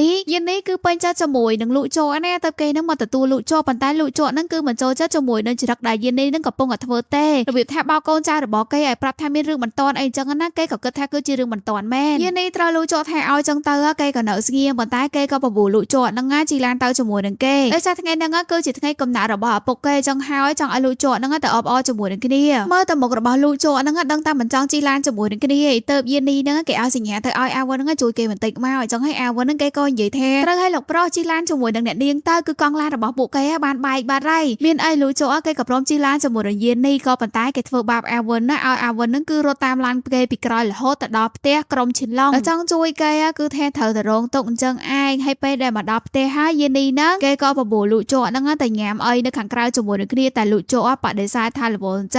ោលរហូតនៅក្នុងក្រុមឈិនឡុងហ្នឹងគឺលបងធំគេត្រូវជាមេគេតែម្ដងហ្នឹងគឺជាឪពុករបស់យានីហើយក៏ត្រូវជាឪពុកធររបស់តួប្រុសយើងផងដែរគាត់មានឈ្មោះថាធាសានហ៊ូអេដមីននឹងហៅគាត់ថាលោកពូធាតែម្ដងដើម្បីងាយស្រួលចាំគាត់ក៏បានដេញឲ្យយានីហ្នឹងគឺទៅមើលម្ហូបនៅផ្ទះបាយទៅដោយសារតែគាត់មានរឿងពិភាក្សាជាមួយនឹងលូកជក់នៅក្នុងក្រុមឈិនឡុងនេះក៏មានលបងទី3ដែរដែលគាត់មានឈ្មោះថាប៉ាយីងហើយគាត់ជាមួយនឹងលូកជក់ហ្នឹងមិនសូវជាស៊ីខ្សែគ្នាប្រហែលទេការដែលមិនស៊ីខ្សែគ្នានេះច្បាស់ជាមានការចំណែនអីម្យ៉ាងហើយព្រោះអីម្នាក់ទី3ម្នាក់ទី2ហើយប៉ាយីងគេក៏មានអំណោយដ៏សំខាន់មួយជូនទៅកាន់លោកពូធាដោយសារថ្ងៃហ្នឹងគឺជាថ្ងៃកំណើតរបស់គាត់ដោយអំណោយហ្នឹងគឺជារូបគំនូរខ្លះដែលវាតំណាងឲ្យភាពអង់អាចក្លាហានមានអំណាចអីអញ្ចឹងទៅដោយសារតែលោកពូធាគឺគាត់គឺជាមេក្រុមហើយអ្វីដែលពិសេសហ្នឹងគឺដើម្បីឲ្យខ្លាហ្នឹងវាកាន់តែមានឥទ្ធិពលមានអំណាចទៀតហ្នឹងប៉ាយីងហ្នឹងគឺឲ្យលោកពូធាហ្នឹងធ្វើការគូបន្ថែមភ្នែកទៅលើរូបខ្លាបន្ទាប់ពីបានជូនអំណោយឲ្យលោកពូធាហើយគឺប៉ាយីងហ្នឹងគេក៏សួរលូជក់តែឯងមានត្រៀមអំណោយអីអត់ឬមួយក៏ភ្លេចហើយស្រាប់តែកូនចៅរបស់លូជក់ក៏បានលើកផែនទីមកលូជក់ហ្នឹងគេក៏គប់កូនសៅទៅកាន់ផែនទីឡើងប៉ាយីងហ្នឹងកិច្ចឡើងសភ្នែកប៉ាយីងខឹងជាមួយនឹងលូជក់ហ្នឹងគេក៏ដកភ្លើងរកបាញ់លូជក់ទីរតែលោកពូធាហ្នឹងក៏ហាមឃាត់អំណោយរបស់លូជក់គឺមិនធម្មតា ទេដែលនឹងគឺជាហាងទាំង12ស្ថិតនៅក្នុងទីក្រុងជាងនេះដែលគេគឺធ្វើការបកគោលឲ្យលោកពូធាអញ្ចឹងហើយបានហាងទាំង12នៅក្នុងទីក្រុងជាងនឹងហើយគឺលោកពូធាគ្មានគូប្រៀបទេអញ្ចឹងក៏ធ្វើឲ្យលោកពូធាគាត់ពេញចិត្តជាមួយនឹងអំណោយរបស់លោកជក់ខ្លាំងមែនតើចំណែកឯណានចាតួស្រីរបស់យើងវិញគេមិនចង់សម្រាប់នៅពេទ្យយូរពេកទេទៅគេនឹងក៏រៀបចំចេញពីពេទ្យហើយហុងទៅនឹងគេក៏ថាចេញទៅហៅឡានណានចាគេក៏ឈរសម្លឹងមើលទៅខាងក្រៅបង្អួចដែលមិនបានចាប់អារម្មណ៍នឹងគឺស្រាប់តែវិនយីនឹងក៏ចូលមកកាន់បន្ទប់ពេទ្យរបស់គេរកសម្លាប់គេតែណានចានឹងគេងាកទៅឃើញនឹងបានកិច្ចតន់កំអីមួយកបិតនឹងគឺថាចាប់តែម្ដងណានចាគេក៏កិច្ចពីកបិតបដាគេក៏ថាវិនយីនឹងឈួតទេអីវិនយីក៏មិនទាន់ឈប់នៅតែដេញតាមចាក់ណានចារហូតដល់តែខ្ទប់អញ្ចឹងតើគេក៏ឆ្លើយតជាមួយណានចាថាយើងដឹងថានាងគឺជាណានចាព្រោះតែនាងស្អប់ឈឺស៊ូទៅនាងនឹងតាក់ទងជាមួយនឹងការស្លាប់របស់គាត់នាងនឹងអត់ថាគាត់ស្រឡាញ់យើងណាយើងបញ្ជាឲ្យគាត់សម្លាប់មនុស្សគាត់ក៏ធ្វើមិនដូចនាងទេគឺគាត់នឹងសម្លាប់នាងហើយជាមួយនឹងកូននាងទៀតវិនយីកន្លែងតែនិយាយចង់ឈ្នះណានចាមានអីណានចានឹងក៏ចាប់ផ្ដួលវិនយីទៅលើក្រែពេទ្យធ្វើឲ្យរបូតកបិតចេញពីដៃណានចាក៏យកកបិតហ្នឹងគឺថាចាក់ទៅកាន់វិនយីប៉ុន្តែមិនបានចាក់ចំវិនយីតែហ្មងទេគឺចាក់ក្បែរហ្នឹងភ្លាមនឹងស្រាប់តែលោកម្ចាស់លោកហ្នឹងគាត់ក៏បែរមកដល់ទៅណានចាហ្នឹងគេក៏រំអួយទៅកាន់លោកម្ចាស់លោកថាវិនយីបានសម្រត់ចូលមកកាន់បន្ទប់របស់គេហើយក៏ព្យាយាមចាប់ប្រកាន់ថាគេហ្នឹងគឺជាឃាតករសម្រាប់ឈឺស៊ូវិនយីនិយាយមកឈ្នះណានចាឡើយព្រោះអីនាងក៏ព្យាយាមនៅក្នុងការចោទប្រកាន់ថាណានចាហ្នឹងជាឃាតករសម្រាប់ឈឺស៊ូទាំងដែលលោកម្ចាស់លោកក៏បានឃើញផ្ទាល់ភ្នែកថាឈឺស៊ូបណ្ណោដែលព្យាយាមនៅក្នុងការចង់សម្លាប់ណានចាហើយវិនយីហ្នឹងក៏នៅតែបន្តប្រាប់ឪពុករបស់គេថាណានចាហ្នឹងមិនមែនជាប៉ៃសងសងឡើយគឺជាណានចាប្រពន្ធអតីតប្រពន្ធរបស់ឈឺស៊ូកាន់តែនិយាយហ្នឹងឪពុករបស់គេហ្នឹងគឺកាន់តែលែងចង់ស្ដាប់ហើយទៅឲ្យអ្នកបម្រើហ្នឹងចាប់ខ្លួនវិនយីហ្នឹងទៅឃុំនៅឯបន្ទប់ផ្លាក់ប្លឹងដូនតាសភាពដែលវិនយីព្យាយាមនៅក្នុងការបកស្រាយឲ្យឪពុករបស់គេបានដឹងនឹងចោទប្រកាន់ទៅកាន់ណានចាហ្នឹងក៏ធ្វើឲ្យឪពុករបស់គេគិតថាវិនយីហ្នឹងមានបញ្ហាអីហើយទៅហៅគ្រូពេទ្យហ្នឹងមកធ្វើការពិនិត្យក្រោយពីការពិនិត្យហើយលោកគ្រូពេទ្យហ្នឹងក៏ប្រាប់ថាវិនយីមានបញ្ហាផ្លូវចិត្តប៉ុន្តែជំងឺមួយហ្នឹងគឺអាចព្យាបាលបានឲ្យតានាងហ្នឹងគឺញ៉ាំថ្នាំទៀងទាត់ហើយស្ថានភាពមួយហ្នឹងគឺវាមិនធ្ងន់ធ្ងរនោះទេក៏ប៉ុន្តែណានចាហ្នឹងគឺចង់ធ្វើបាបវិនយីព្រោះអីគេចង់សងសឹកទៅកាន់វិនយីដែលចង់មកញញ៉ៃជាមួយនឹងជីវិតរបស់គេទៅណានចាហ្នឹងគេក៏ចូលមកមើលវិនយីដល់និយាយថាគេមកមើលនាងចង់ដឹងថានាងហ្នឹងមានការស្ដាយក្រោយអត់នៅពេលដែលបានលុតជង្គង់អញ្ចឹងវិនយីក៏ឆ្លើយតបថាគេស្ដាយក្រោយដែលគេហ្នឹងគឺមិនបានសម្លាប់នាងនិងកូននាងដែលផ្ទាល់ដៃមានអីត្រូវមកកំភ្លៀងធ្ងន់ដៃរបស់ណានចៅទៅហើយវិនយីហ្នឹងមិនអាចតដៃបានទេដោយសារតែដៃរបស់គេហ្នឹងជាប់ចំណងបានត្រឹមតែជេណានចៅនឹងឯងហើយគេថាចាំមើលតែគេចេញទៅក្រៅគេនឹងទូពិតប្រាប់ឪពុករបស់គេពីកែពិតដែលណានចៅហ្នឹងក៏ហត់តែកាន់គា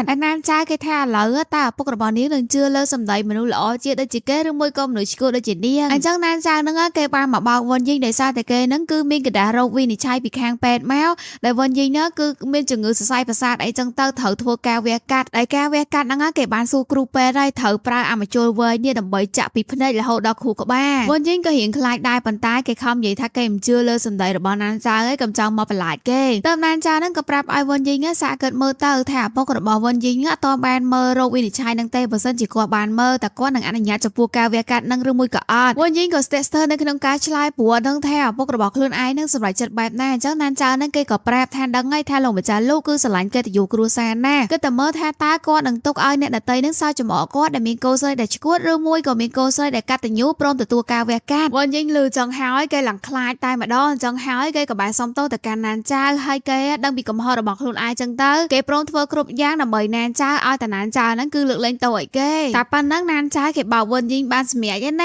ាគេក៏បានយកកដាសារភាពពីទោសកំហុសដែលវិនយីនឹងបានធ្វើទាំងការសម្លាប់កូនគេនិងព្យាយាមចង់សម្លាប់គេកន្លងមកអីចឹងទៅឲ្យនាងធ្វើការផ្តិតមេដៃទទួលស្គាល់នៅទោសកំហុសរបស់ខ្លួនហើយពេលឲ្យវិនយីនឹងគឺខ្លាចការវះកាត់ជាងការទទួលស្គាល់កំហុសទៅគេនឹងក៏យកព្រមបន្ទាប់ពីវិនយីផ្តិតមេដៃហើយលោកម្ចាស់លោកនឹងគាត់ក៏មករកវិនយីឲ្យឃើញណានចៅហ្នឹងគាត់ក៏សួរថាមកនឹងធ្វើអីណានចៅហ្នឹងក៏កុហកថាគឺដោយសារតែវិនយីនឹងយំពេកទៅគេនឹងក៏មកលួងលោកម្ចាស់លោកក៏ប្រាប់ទៅកាន់វិនយីថាកុំយំអីកូនស្រីលោកគ្រូពេទ្យថាឲ្យតែកូនណាញ៉ាំថ្នាំឲ្យទៀងទាត់ទៅគឺនឹងបានជាហើយវិនយីលើសម្ដីឪពុកគេនិយាយចឹងហើយគេក៏ភ្ញាក់ខ្លួនថាណានចៅហ្នឹងបានបោកគេទៅគេនឹងក៏ស្រែកចំទាចង់សម្លាប់ណានចៅចឹងហើយមើលទៅដូចឈួតលើដើមដូច្នេះបន្ទាប់ពីវិនយីបានសារភាពពីបទអាក្រក់ដែលខ្លួនបានធ្វើហើយគឺកាសែតហ្នឹងក៏បានធ្វើការចុះផ្សព្វផ្សាយប្រងព្រាតនៅថ្ងៃបន្ទាប់ណានចៅសង្ស័យជាមួយនឹងសត្រូវរបស់ខ្លួនឯងតែប៉ុណ្ណឹងប៉ុណ្ណោះដោយចង់ឲ្យវិនយីនឹងរស់នៅជាមួយនឹងការសោកស្ដាយពេញមួយជីវិតរបស់គេហើយណានចៅគេក៏មានកម្រងចាក់ចែងពីទីក្រុងមួយនេះទៅរស់នៅឯស្រុកកំណើតរបស់គេនឹងដែលនាំហងទៅជាមួយដែរប៉ុន្តែមានឯណាគឺពួកគេទាំងពីរនាក់ហ្នឹងត្រូវបានមនុស្សពីរនាក់ហ្នឹងចាប់ច្រកបាវយកទៅបាបពួកគេក៏ស្មានថានេះគឺជាទង្វើរបស់វិនយីកាពិតទៅគឺមនុស្សរបស់អាវិនហ្នឹងចាប់ពួកគេមកដល់របៀបហ្នឹងទាំងដែលអាវិនត្រូវបានទទួលបញ្ជាពីលោកជក់ហ្នឹងឲ្យនាំខ្លួនពួកគេមកជាធម្មតាទេអា អាវុនគេភ័យខ្លួនខ្លាចមេរបស់គេនឹងដាក់តោទៀតនឹងគេក៏ចង់បកស្រាយឲ្យណានចៅបានយល់តែណានចៅនឹងគេអត់ចង់ស្ដាប់ដោយសារតែគេយល់ច្រឡំចឹងហើយគេក៏ចង់រករឿងលូកជក់ណាតែចេញមកខាងក្រៅនឹងក៏ឃើញមានដូចជាពិធីជប់លៀងជប់ជុំអីចឹងណានចៅក៏ចង់មករកនិយាយជាមួយនឹងលូកជក់បែរជាលូកជក់នឹងក៏បបួលណានចៅនឹងរំជាមួយនឹងគ្នាណានចៅអត់ចង់រំទេលូកជក់ក៏លើកហេតុផលថានក្រែងនាងចង់សងគុណអីចឹងហើយរំជាមួយនឹងគេមកហើយណានចៅនឹងក៏ថាបារម្ភជាមួយនឹងគ្នាគឺពួកគេទូទាត់គ្នារួចដាច់ស្រេចណាតែធ្វើឲ្យលូជក់នឹងក៏ងើភ្លាមឲ្យណានចៅនឹងរំតែម្នាក់ឯងទៅចាំគេនឹងគិតថារួចគ្នាណានចៅក៏ព្រមរំតែម្នាក់ឯងមែនព្រោះគេមិនចង់ជាប់ចពាក់គុណអីជាមួយនឹងលូជក់តែទោះបីជាគេនឹងរំមិនកើតក៏ដោយគេរំរបស់ណានចៅនឹងគឺធ្វើឲ្យអ្នកគ្រប់គ្នានឹងសើចចំអកណាទៅណានចៅនឹងក៏រំឡើងកន្លែងស្បែកជើងអញ្ចឹងគេក៏ដោះស្បែកជើងកែងគេចោលនៅតែរំម្នាក់ឯងទៀតលូជក់នឹងក៏មានគេនៅតែកាន់ណានចៅអញ្ចឹងហើយគេក៏ងើបមករំជាមួយនឹងណានចៅដែលលើកណានចៅនឹងឲ្យចំទៅលើស្បែកជើងរបស់គេអញ្ចឹងណានចៅនឹងគេក៏អាចរំបានដោយធ្វើការបោះចំហៀនជើងរបស់គេនឹងទៅតាមជើងរបស់លូជក់ដែរពួកគេនឹងក៏បានរំចប់ជាមួយនឹងគ្នាស្រាប់តែមានគិតកោនឹងបានទាញកំភ្លើនឹងបាញ់មករកពួកគេតែលូជក់គេក៏ឃើញតន់គេក៏កិច្ចហើយក៏សម្លាប់ម្នាក់នឹងបានលូជក់នឹងក៏បន្តបាញ់តតាំងជាមួយនឹងគិតកោទាំងអស់នោះហើយក៏ការពារណានចៅមិនដែរបន្តបាញ់ដល់ជាន់ខាងលើពួកគេនឹងក៏បាញ់ចំដបស្រាអញ្ចឹងហើយតើពួកគេនឹងក៏បាញ់ទៅឲ្យចំទឹកស្រាដែលបានធ្លាយមកអញ្ចឹងទៅវាក៏ឆាបឆេះទៅជាភ្លើងហើយលូជក់របស់យើងនឹងគឺគេមានអតីតកាលមួយដែលធ្វើឲ្យគេនឹងខ្លាចភ្លើងលូជក់ក៏ចាប់ផ្ដើមវល់ភ្លាមតែម្ដងបាត់បង់ស្មារតីដោយសារតែរូបភាពដែលគេនៅដកជាប់ក្នុងខួរក្បាលរបស់គេនឹងគឺជារូបភាពដែលម្ដាយរបស់គេនឹងឈរនៅក្នុងផ្ទះដែលមានភ្លើងឆេះហើយក៏បានហៅគេនឹងឲ្យចូលទៅជាមួយណានចៅគេក៏ជួយលូជក់ដោយយកដៃយកទៅខ្ទប់វិជារបស់លូជក់មួយសន្ទុះទៅក៏ធ្វើឲ្យលូជក់នឹងស្ងប់អារម្មណ៍មកវិញខណៈហ្នឹងក៏មានឃាតករនឹងទម្លាយទ្វារចូលមកទៀតប៉ុន្តែដោយសារតែលូជក់មានស្មារតីមកវិញហើយទៅគេនឹងក៏បានបាច់សម្រាប់ឃាតករទាំងអស់នោះហើយក៏អាចនាំណានចៅចេញពីកន្លែងដែលកំពុងតែមានភ្លើងឆាបឆេះរួចក៏បញ្ជូនឲ្យនាងទៅផ្ទះមុនគេក៏នៅចាត់ការជាមួយនឹងរឿងឃាតករដែលបានតាមសម្លាប់ពួកគេនោះដោយអាវិនចាប់បានឃាតករម្នាក់ដែលបាននៅសល់អញ្ចឹងម្នាក់ហ្នឹងគេខ្លាចស្លាប់ហ្នឹងក៏ចង់សារភាពប្រាប់ឲ្យលូជក់ដឹងថានរណាគេគឺជាអ្នកបញ្ជាតែលូជក់ថាមិនបាច់ប្រាប់ទេយើងដឹងហើយរួចហើយក៏បាញ់សម្លាប់ម្នាក់ហ្នឹងចោលតែម្ដងចំពោះអ្នកដែលបានបញ្ជូនឃាតករមកគឺគ្មានណាគេក្រៅពីប៉ាយីងឡើយទៅលូជក់ហ្នឹងក៏អញ្ជើញប៉ាយីងហ្នឹងមកញ៉ាំហត់ផតជាមួយនឹងគ្នាលូជក់ក៏ញ៉ាំហត់ផតឡើងឆ្ងាញ់តែប៉ាយីងញ៉ាំបញ្ចូលឡើយព្រោះអីកំពុងតែភ័យខ្លួនណោះហើយលូជក់ហ្នឹងក៏បានយកចង្កឹះហ្នឹងយកទៅចាក់ធ្លុះដៃរបស់ប៉ាយីងព្រោះថាប៉ាយីងបានក្បត់ជាមួយនឹងក្រុមឈិនឡុងរបស់គេដោយការពិតទៅគេបានទទួលបញ្ជាពីគ្រួសារយានហ្នឹងមកចង់សម្លាប់លូជក់ទៅលូជក់ហ្នឹងចាក់ដៃមួយគ្រាន់តែជាការដាក់តោហើយក៏ផ្ដាំឲ្យប៉ាយីងហ្នឹងទៅប្រាប់ម្នាក់តកោយានហ្នឹងទៅថាកុំមករញ៉េរញ៉ៃជាមួយនឹងគេទៀតដោយឡែកវិញយាយណែវិញឪពុករបស់គេក៏ចូលមកដល់លែងគេហើយទៅគេហ្នឹងនៅតែបន្តទូពើពីរឿងរបស់ណានចៅដែលមិនមែនជាប៉ាយសងទៀតលោកម្ចាស់លោកគាត់ក៏ធ្វើជាជឿសម្ដីរបស់វិនយីងព្រោះអីគាត់មិនចង់ចំទាស់ជាមួយនឹងវិនយីងធ្វើឲ្យប៉ះពាល់ផ្លូវចិត្តរបស់វិនយីងទេផែនការរបស់លោកម្ចាស់លោកគាត់ចង់បញ្ចុះឲ្យវិនយីងនឹងទៅរៀបការជាមួយនឹងគ្រួសារណាដែលអាចមើលថែវិនយីងបានទោះបីជាវិនយីងនឹងមានបញ្ហាអីក៏ដោយនៅពេលហ្នឹងទៅវិនយីងចាប់បានថាឪពុករបស់គេនៅតែមិនជឿលើសម្ដីរបស់គេដដែលលោកម្ចាស់លោកនៅតែបន្តព្យាយាមនិយាយល្អជាមួយនឹងកូនស្រីរបស់គាត់ឲ្យនាងនឹងគឺមានការពិចារណាភ្ញាក់ខ្លួនបន្តិចឈឺស៊ូដែលបានស្លាប់ទៅគឺជាប្រុសចង្រៃគឺមិនជាប្រុសល្អអីឡើយអញ្ចឹងហើយគឺទេវតាមានភ្នែកឲ្យវិនយីងអាចមានឱកាសនៅក្នុងការជ្រើសរើសបរិសុទ្ធដែលល្អជាងនេះប៉ុន្តែអ្វីដែលលោកម្ចាស់លោកព្យាយាមនិយាយនេះគឺគាត់ចង់ឲ្យគ្រួសាររបស់គាត់នៅតែមានកេរ្តិ៍ឈ្មោះល្អមិនត្រូវបានបំផ្លាញទៅធ្វើឲ្យវិនយីនឹងឆ្លោះជាមួយនឹងលោកម្ចាស់លោកព្រោះអីតាំងពីតូចរហូតដល់ធំលោកម្ចាស់លោកគឺតែងតែសម្រេចចិត្តដោយខ្លួនឯងគឺមិនខ្វល់ពីការសម្រេចចិត្តរបស់គេអីក៏ដោយក៏គិតតែពីរឿងមុខមាត់គេប្រៀបដូចជាឆ្កែមួយក្បាលនៅក្នុងគ្រួសារលោកដែលត្រូវបកគលឲ្យអ្នកណាក៏បានដែរលោកម្ចាស់លោកគាត់ក៏និយាយទៅកាន់វិនយីថាគាត់គឺធ្វើគ្រប់យ៉ាងដើម្បីតែវិនយីគាត់មិនអាចនិយាយអីបានទេសូម្បីតែការរៀបការរបស់វិនយីក៏វិនយីជាអ្នកជ្រើសរើសដោយខ្លួនឯងប៉ុន្តែមើលទៅបរិសុទ្ធដែលវិនយីបានជ្រើសរើសគឺជាបរិសុទ្ធប្រភេទណាបើសិនជាគាត់មិនការពារវិនយីតើវិនយីអាចរស់នៅជាអ្នកនាងតូចដែលមានជីវិតដ៏ថ្កុំថ្កើងបែបនេះទេគ្រាន់តែនិយាយបែបនេះហើយគឺវិនយីនឹងគេក៏ផ្ដាច់ចំណងជាមួយនឹងលោកម្ចាស់លោកតែម្ដងគេថាឲ្យទៅរកអ្នកផ្សេងធ្វើជាកូនស្រីទៅក៏ប៉ុន្តែដោយសារតែការខឹងនឹងទៅចែកគ្នាច្រើនពេកក៏ធ្វើឲ្យលោកម្ចាស់លោកនឹងគាត់ធ្វើទុកជំងឺរបស់គាត់នឹងគាត់ក៏ចាប់ផ្ដើមថប់ដង្ហើមវិនយីឃើញបែបនេះក៏បកមករកឪពុករបស់ខ្លួនវិញដែលសុំតឪពុករបស់គេកុំឲ្យមានរឿងអីកើតឡើងអញ្ចឹងណាមើលទៅវិនយីក៏ស្រឡាញ់ឪពុកដែរគ្រាន់តែថាការស្រឡាញ់របស់វិនយីទៅកាន់ឪពុករបស់គេនឹងក៏បែបអាត្មានិយមដែរព្រោះនៅពេលដែលម្ដាយរបស់គេមកតន់គាត់ក៏ចង់ទៅរកមនុស្សនឹងមកជួយលោកម្ចាស់លោកបែរជាត្រូវវិនយីហាមឃាត់មិនឲ្យជួយឪពុករបស់គេនោះទេគឺបណ្ដោយឲ្យគាត់នឹង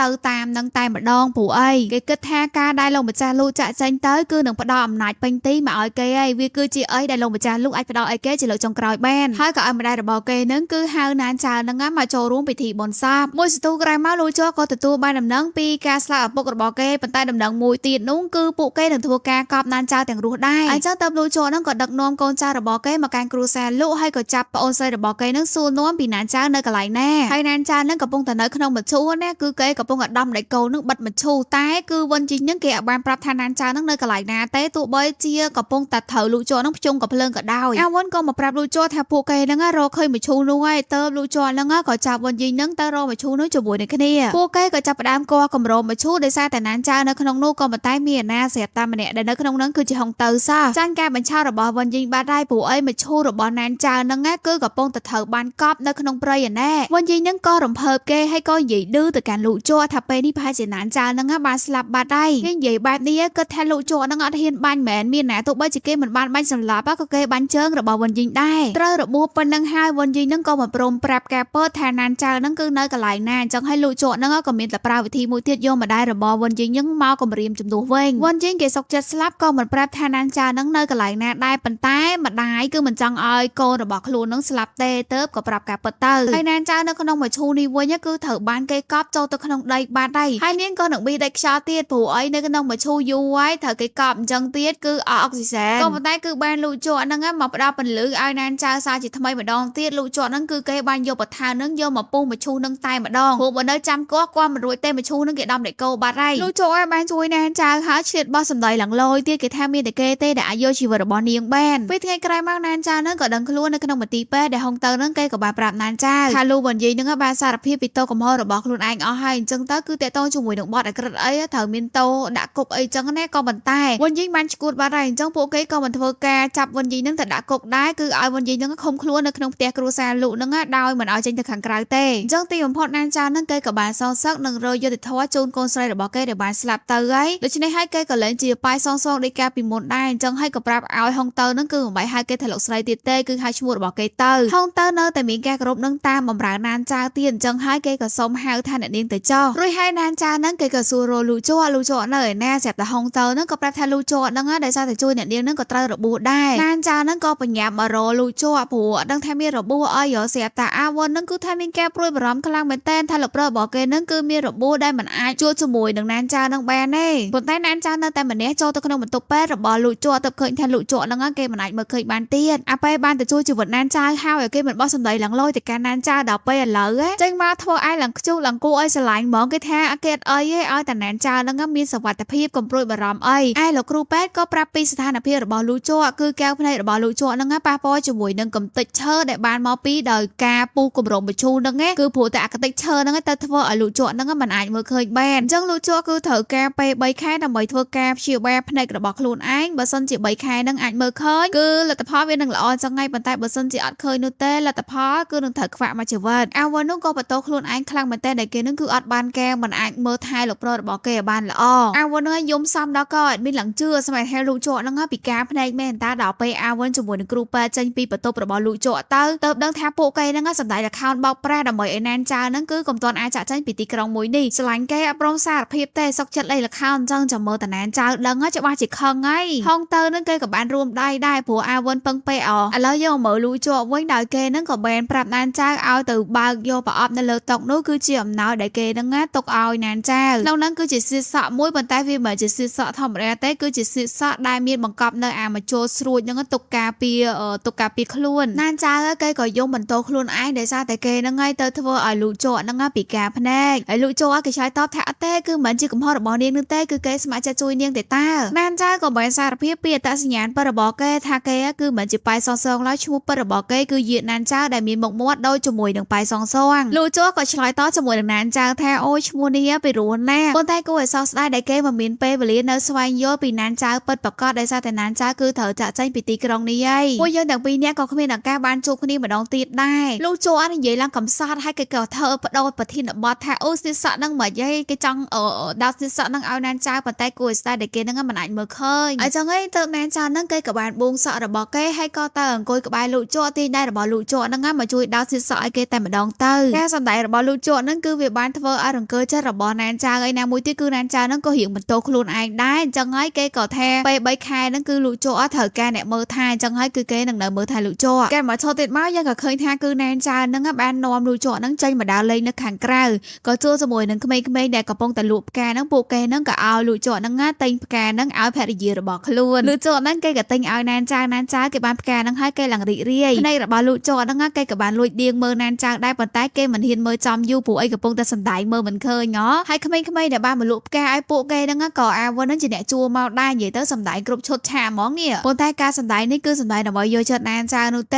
េហើយណានចៅពីមួយថ្ងៃទៅមួយថ្ងៃនឹងក៏នៅមើលថែលូចគេថែមទាំងទៅចំអិនអាហារពីផ្ទះនឹងយ៉ាងច្រើនយកមកឲ្យលូចទៀតលូចមិនឲ្យបំណងល្អរបស់ណានចៅនឹងខ្ជះខ្ជាយគឺគេញ៉ាំទាំងអស់តែម្ដងទោះបីជាគេចាក់ឲ្យប្រពន្ធណាក៏ត្រូវតែញ៉ាំមកអស់ដែរពេលណានចៅមើលថែលូចរហូតដល់គេងលូចចឹងទៅលូចនឹងគេមានឱកាសនៅក្នុងការសម្លឹងមើលមុខរបស់ណានចៅចំរួចមកណានចៅនឹងគេក៏បានជួយកៅពុកមាត់ឲ្យលូចដែរប៉ុន្តែវាគឺជាលើកទី1ដែលណានចៅនឹងគេធ្វើអញ្ចឹងឲ្យលូចអាឡៃតែផ្លឹកមើលគេនឹងកៅភ្នែកដែលសម្លឹងមើលណានចៅនឹងក៏ធ្វើឲ្យណានចៅនឹងចាប់អារម្មណ៍ថាលូចនឹងមើលឃើញមែនបើទោះបីជាលូចបដិសេធហើយក៏ដោយគឺលូចនឹងចាប់ផ្ដើមភ័យខ្លួននឹងភ្នែករបស់គេនឹងចេះតែលួចដៀងកលេបកលាប់ចុះឡើងជាមួយនឹងណានចៅ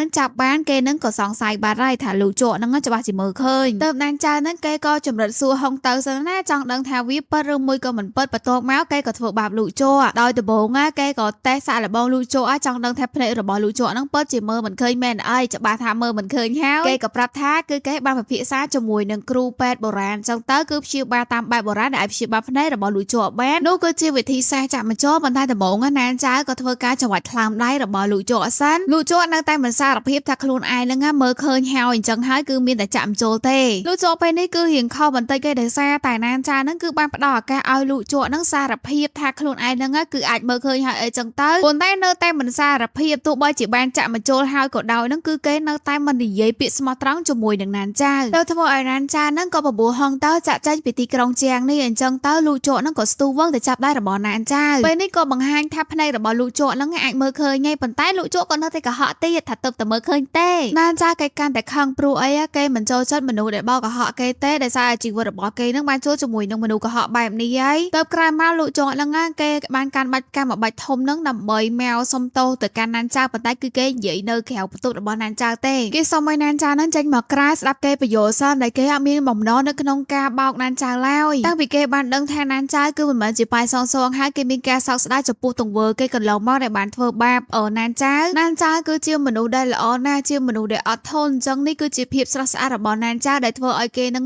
ងបានលងស្រឡាញ់ទៅលើណានចៅហើយគេមិនអាចហាមឃាត់ចំពោះចិត្តស្រឡាញ់គេបានទេនៅពេលនេះគឺគេមានតែសុំឲ្យណានចៅអភ័យទោសមកកាន់គេប៉ុណ្ណោះគេក៏មិនចង់បាត់បង់ណានចៅដែរលូចបានសារភាពនឹងនិយាយពីអារម្មណ៍របស់ខ្លួនឯងអស់ហើយក៏ប៉ុន្តែគឺណានចៅអត់ចេញមកជួបនោះទេក៏ឲ្យហុងទៅនឹងគឺប្រាប់ឲ្យលូចនឹងត្រឡប់ទៅវិញទៅឈប់គោះទ្វារបន្ទប់គេទៀតរួចមកហុងទៅនឹងគេក៏ត្រឡប់មកនិយាយជាមួយនឹងណានចៅវិញដែលសុំទោសទៅកាន់អ្នកនាងរបស់គេដែលបានរួមដៃជាមួយនឹងលូចនឹងក៏ហក់ទៅកាន់អ្នកនាងគេអីចឹងទៅប៉ុន្តែគេបានសង្កេតថាលូចនឹងពិតជាមានបំណងល្អមកលើណានចៅមែនហេតុអីក៏ណានចៅនឹងគឺមិនផ្ដល់ឱកាសឲ្យគាត់ម្ដងទៅណានចៅក៏ឆ្លើយតជាមួយនឹងហុងទៅថាកាប់ទៅគេមិនបានខឹងអីទៀតទេគេដឹងថាលូចធ្វើបែបនេះក៏ព្រោះតែលូចនឹងគឺមិនចង់ឲ្យគេចាក់ចែងឃ្លាតឆ្ងាយទៅណាក៏ប៉ុន្តែគេចង់ផ្ដល់មេរៀនខ្លះឲ្យ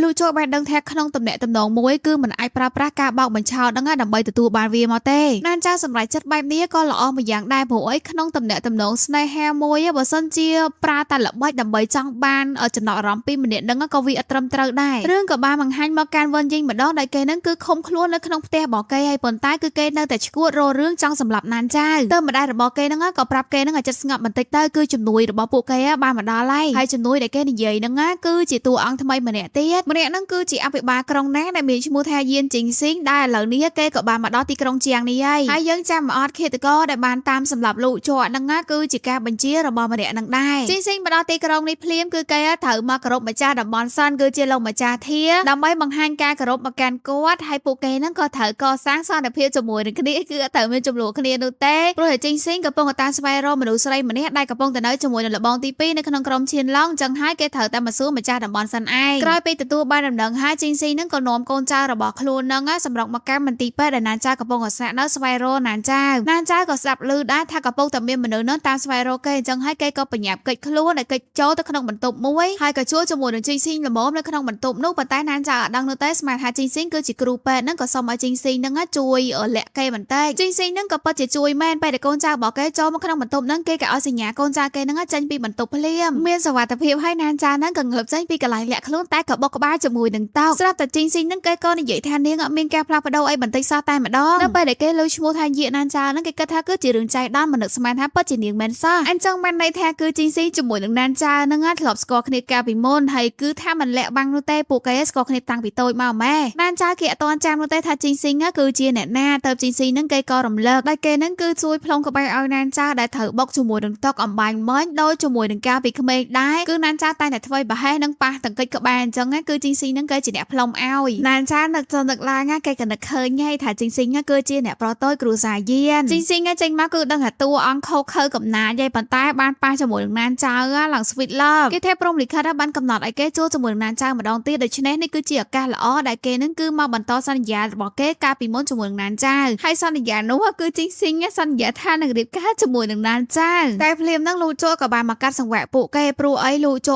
តាមការពីណានចាដែលគិតថាជីងស៊ីនឹងគឺនឹងតាមសម្រាប់នាងជីងស៊ីនឹងគេក៏និយាយទៅកាន់លូជោថាខានជួបគ្នាយូរហើយប្អូនចដូនមួយហើយលូជោក៏ឆ្លើយតបវិញថាមិនបាច់ឲ្យគេស្និទ្ធស្នាលពេកទេពួកគេមិនជាបងប្អូនដែលជាប់សាច់ឈាមជាមួយនឹងគ្នាឡើយរួចមកគេក៏បានដណ្ដើមណានចាចេញពីដៃរបស់ជីងស៊ីទៅធ្វើឲ្យជីងស៊ីនឹងដល់កំភ្លើងភ្ជង់ទៅកាន់លូជ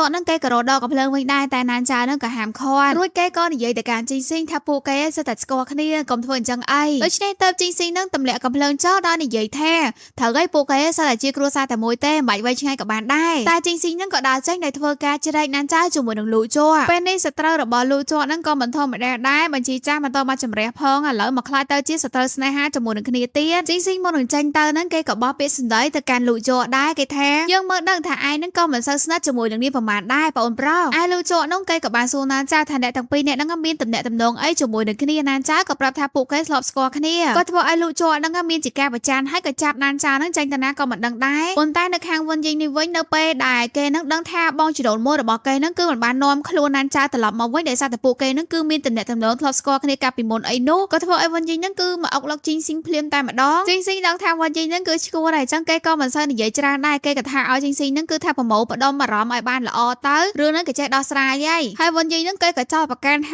ជីងស៊ីនឹងប្រហែលជាស្រឡាញ់ណានចានឹងដែរហើយប្រហែលជាត្រូវចាញ់ល្បីរបស់ណានចាដោយដែលឪពុករបស់គេដោយជាមួយនឹងឈឺស៊ូដែរអញ្ចឹងទៅគេនឹងក៏បានឃើញកាភ្លើលើតោកហ្នឹងដោយមកភ្ជង់ក្បាលរបស់ខ្លួនឯងដើម្បីជាការគំរាមទៅកាន់ជីងស៊ីប៉ុន្តែមានណាជីងស៊ីនឹងគេអត់មានខ្វល់ជាមួយនឹងវិញយីទេគេក៏បានជួយកេះកាយកាភ្លើងឲ្យវិញយីទៀតគំរាមខ្លួនឯងមិនតន់កេះកាយអ្មិនទេជីងស៊ីប្រាប់វិញយីថាបើសិនជានាងបាញ់ខ្លួនឯងឥឡូវហ្នឹងចាំគេសងសឹកឲ្យតែចឹងទៅវិញយីមានហ៊ានបាញ់ណាហើយលោកស្រីលោកនោះគាត់ក៏មកជួយសុំវ៉យកូនស្រីរបស់គាត់ទៀតគឺសុំឲ្យជីងស៊ីហ្នឹងជួយវិញយីផងយកដល់គាត់ហ្នឹងគឺធ្លាប់ជួយមើលថែម្ដាយរបស់ជីងស៊ីកាលពីមុនហើយក៏ជួយធ្វើបុណ្យសពឲ្យគាត់ទៀតដល់ជីងស៊ីក៏ឆ្លើយតបជាមួយនឹងមីងរបស់ខ្លួនថាកំព្រួយបារម្ភអីមីងគឺគេនឹងនាំអលណានចៅហ្នឹងចេញពីទីក្រុងមួយនេះទៅឲ្យឆ្ងាយបែបនេះប្រហែលជាជីងស៊ីមិនសម្រាប់ណានចៅក៏ប៉ុន្តែគឺនឹងនាំណានចៅចេញឲ្យផុតពីមុខរបស់វិញយីពេលលូជោគេក៏អត់ដែររបស់ណានចៅមកកាន់ព្រះវិហារដើម្បីប្រារព្ធពិធីរៀបការជាមួយនឹងគ្នាព្រោះមិនចង់ឲ្យជីងស៊ីហ្នឹងគឺមកដណ្ដើមណានចៅពីគេមុនណានចៅក៏បានបដិសេធជាមួយនឹងលូជោទៅធ្វើឲ្យលូជោហ្នឹងនិយាយថាពាក្យសម្ដីរបស់ណានចៅអាចកុហកបានតែបេះដូងមិនអាចកុហកបាននោះទេទៅលូជោហ្នឹងក៏ថើបណានចៅនៅពេលដែលបេះដូងរបស់នាងបានលោតញ័របញ្ជាក់ថានាងហ្នឹងក៏ស្រឡាញ់គេដែរប៉ុន្តែយ៉ាងណានោះណានចៅនៅតែបដិសេធព្រោះថាគេលែងជឿទៅលើការរៀបការម្ដងទៀតហើយទោះបីជាគេស្រឡាញ់លូជោក៏ដោយលូជោចង់បញ្ជាក់ឲ្យណានចៅបានដឹងថាគេពិតជាស្រឡាញ់ណានចៅដោយស្មោះត្រង់ពិតប្រាកដមែនជីវិតរបស់គេគឺនឹងបកគោលឲ្យណានចៅទៅលូជោក៏នាំណានចៅចេញមកខាងក្រៅគោលបំណងរបស់គេគឺដើម្បីសុំណានចៅនឹងរៀបការនៅចំពោះមុខគេឯងដើម្បីឲ្យអ្នកដទៃនឹងធ្វើជាសាក្សីឲ្យពួកគេណានចៅនៅតែរឹងរូសនៅក្នុងការបដិសេធជាមួយនឹងលូជោព្រោះថាលូជោក៏មានគូដណ្ដឹងហើយទៅគេនឹងក៏ដកកំភ្លើងចេញពីចង្កេះរបស់លូជោភ្ជង់ទៅកាន់លូជោតែម្ដងលូជោនឹងគេក៏ចាត់សឿងទៀតថាណានចៅនឹងមិនចេះកេះកាយកំភ្លើងទេចាំគេនឹងជួយបរៀនបាញ់ដល់ហើយគេបាញ់ទៅខាងលើពងមានអីគឺមានសត្វផ្កាជាច្រើនធ្លាក់មកលូជោក៏ថាឃើញអត់ពិបាកនៅក្នុងការបាញ់នោះទេហើយក៏មិនពិបាកនៅក្នុងការស្រឡាញ់គេដូចគ្នានិយាយប៉ុណ្ណឹងហើយណានចៅគេឡើងចិត្តតូនទៅលូជោណាក៏បានថើបណានចៅនៅពេលនោះហើយសត្វផ្កាដែលកំពុងតែធ្លាក់មកយ៉ាងបដិញគ្នានេះក៏ពិតទៅមិនមែនធ្លាក់ជ្រុះពីដើមមកនោះទេគឺអាវុនហ្នឹងគេកំពុងតែបាញ់មកពីលើសោះហើយដែលណានចៅនឹងទទួលស្គាល់នៅក្តីស្រឡាញ់របស់លូជោព្រមរៀបការជាមួយនឹងគ្នាហើយនោះលូជោត្រូវធ្វើរឿងមួយគឺមកផ្ដាច់ពាក្យជាមួយនឹងយាននេះទៅគេហ្នឹងបានមកសុំលោកម្ចាស់ធាហ្នឹងធ្វើការផ្ដាច់ពាក្យជាមួយនឹងកូនស្រីរបស់គាត់ក៏ប៉ុន្តែលោកម្ចាស់ធាគាត់គឺជាឪពុកម្នាក់គាត់មិននឹង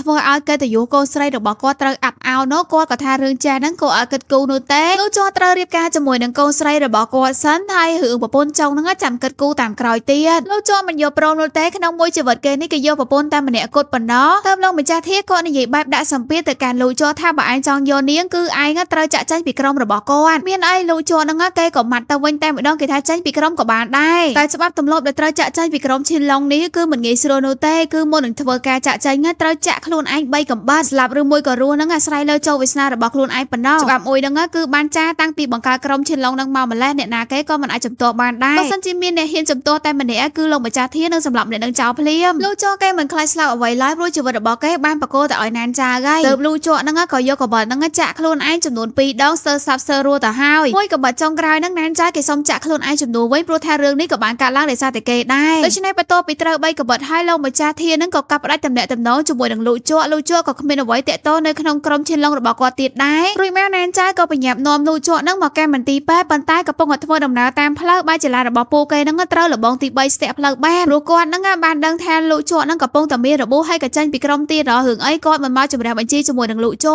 គាត់បានចាប់បាច់អ្នកទាំងពីរនាក់ហ្នឹងចាញ់ពីគ្នាដល់ពេលហើយណានចាដើម្បីជួយលូចោអកេក៏កញ្ឆក់ភ្លើងចេញពីដៃរបស់ប៉ាយីងដែលត្រូវជាលបងទី3ហ្នឹងឯងតែលបងទី3ហ្នឹងគាត់មើលឃើញថាណានចាហ្នឹងមិនចេះកាន់កាភ្លើងនោះទេទៅគាត់និយាយឌឺថាបើសិនជានាងបាញ់សម្លាប់គាត់បាននៅក្នុងថ្ងៃនេះគឺនាងអាចជួយសង្គ្រោះជីវិតរបស់លូចោបានណានចាគេពិតជារកចង់បាញ់មែនប៉ុន្តែស្រាប់តែជីងស៊ីងហ្នឹងក៏បានមកតន់កុំឲ្យណានចាហ្នឹងឯងប្រើកាភ្លើងផ្ដេសផ្ដាជីងស៊ីងគេមិនខ្វល់ថាលបងទី3ហ្នឹងកំពុងតែចង់ធ្វើអីទៅកាន់លូចោនោះទេអ្វីដែលគេខ្វល់ហ្នឹងគឺណានចារបស់គេប៉ុណ្ណោះណានចាក៏សុំវល់ទៅកាន់ជីងស៊ីងឲ្យនាំលូចោទៅមន្ទីរពេទ្យដើម្បីជួយសង្គ្រោះជីវិតរបស់គេសិនទៅអ្វីគ្រប់យ៉ាងទៀតគឺចាំគិតតាមក្រោយជីងស៊ីងគេក៏យកប្រងជាមួយនឹងកាងវល់ករបស់ណានចាដែលគេធ្វើនេះក៏មិនមែនថាគេហ្នឹងចាត់ធေါ်ជួយលូចោទេណាគឺគេធ្វើដើម្បីតែណានចារបស់គេទេរួចមកលូចោក៏ត្រូវបានបញ្ជូនមកសង្គ្រោះនៅឯមន្ទីរពេទ្យណានចាក៏ព្រួយបារម្ភពីលូចោប៉ុន្តែគេក៏មានរបួសអញ្ចឹងហើយអ្នកគ្រូពេទ្យហ្នឹងក៏នាំគេទៅធ្វើការលាងរបួសចេញដែរតែគ្រាន់តែអ្នកគ្រូពេទ្យដើរចេញផលស្រាប់តែវិនយីហ្នឹងបានលូចោមកវាយឲ្យណានចាហ្នឹងស្លាប់បាត់ហើយក៏នាំនាងហ្នឹងមកកាន់កន្លែងមួយវិនយីនៅតែឡប់សតិជាមួយនឹងការបាត់បង់ឈឺស៊ូហើយក៏មើលសាច់រឿងកំណាព្យដែលឈឺស៊ូហ្នឹងបាននិពន្ធឲ្យគេគិតថាគ្រប់យ៉ាងដែលឈឺស៊ូបានសរសេរមកហ្នឹងគឺតាក់ទងជាមួយនឹងវិនយីណានចាគេក៏អស់សំណើចដែលវិនយីមានការគិតបែបនោះដោយសារតែការប៉ះទៅកំណាព្យស្នេហាទាំងអស់ហ្នឹងគឺណានចាគេជាអ្នកនិពន្ធប៉ុណ្ណោះឈឺស៊ូបានលួចយកនៅស្នាដៃរបស់គេហ្នឹងយកទៅធ្វើការបោះពុម្ពផ្សាយនៅក្នុងកាសែតគេក៏មិនរករឿងដោយសារគិតថាជាប្តីរបស់ខ្លួនឯងប៉ុន្តែក៏មិននឹកស្មានថាកំណាព្យទាំងអស់នោះបែរជាតាក់ចិត្តរបស់វិនយីទៅវិញណានចាគេក៏សូត្រកំណាព្យប្រមាណឃ្លាដែលឈឺស៊ូហ្នឹងធ្លាប់ប្រើប្រាស់នៅកំណាព្យមួយហ្នឹងសូត្រឲ្យវិនយីដែរតែវិនយីគេឡប់សតិអីអញ្ចឹងគេមិនជឿទៅលើសម្ដីរបស់ណានចាឡើយគេនៅតែបន្ទោសណានចាដែលបានធ្វើការផ្លាស់ប្ដូរសាច់រឿងហ៊ីប្តីរបស់គេកាលពីមុននោះព្រោះថាសាច់រឿងប្តីគេហ្នឹងពិតជាល្អអត់តខ្លាំងមែនតើវិនយីក៏សម័យអត្តន័យសាច់រឿងហ្នឹងជាមួយនឹងឈឺស៊ូដែលបានស្លាប់ទៅបន្ទាប់ពីសម័យអស់ចិត្តហើយដោយសារតែប្តីនឹងបានស្លាប់អញ្ចឹងចង់បញ្ចប់នៃសាច់រឿងប្រពន្ធត្រូវទៅតាមប្តីដែរក៏ប៉ុន្តែនៅក្នុងដៃរបស់វិនយីហ្នឹងគឺនិយាយថាចង់សម្លាប់ខ្លួនឯងអីចឹងណាក៏ប៉ុន្តែគេក៏មិនទៅម្នាក់ឯងដែរគឺគេចង់ឲ្យណានចាហ្នឹងទៅជាមួយនឹងគ្នាដៃរបស់ណានចាហ្នឹងក៏បានជាប់ចំណងទៀតមិនដឹងថាណានចាហ្នឹងនឹងត្រូវរួចខ្លួនឬមួយក៏អត់នោះទេរឿងក៏បង្ហាញមកកាន់លូចោដែលនៅមន្ទីរពេទ្យហ្នឹងបានភ្ញាក់ដឹងខ្លួនពីការសុបិនអាក្រក់អាវិនហ្នឹងក៏មកទូជម្រាបដំណឹងភ្លាមតែម្ដងថាណានចាត្រូវបានអាវិនហ្នឹងចាប់ខ្លួនទៅបាត់ហើយបន្ទាប់ពីសួរនាំដឹងពីទីតាំងដែលណានចាត្រូវបានចាប់ខ្លួននោះហើយលូចោហ្នឹងក៏បញ្ញាបញ្ញាមកដែលមកដល់មុខកន្លែងរោងហ៊ីហ្នឹងគឺមកទាំងជីងស៊ីងទៀតឯណានចាគេក៏បានយកក្បាលបោជាមួយនឹងវិនយីអញ្ចឹងគេក៏អាចរត់គេចពីកបិតរបស់វិនយីប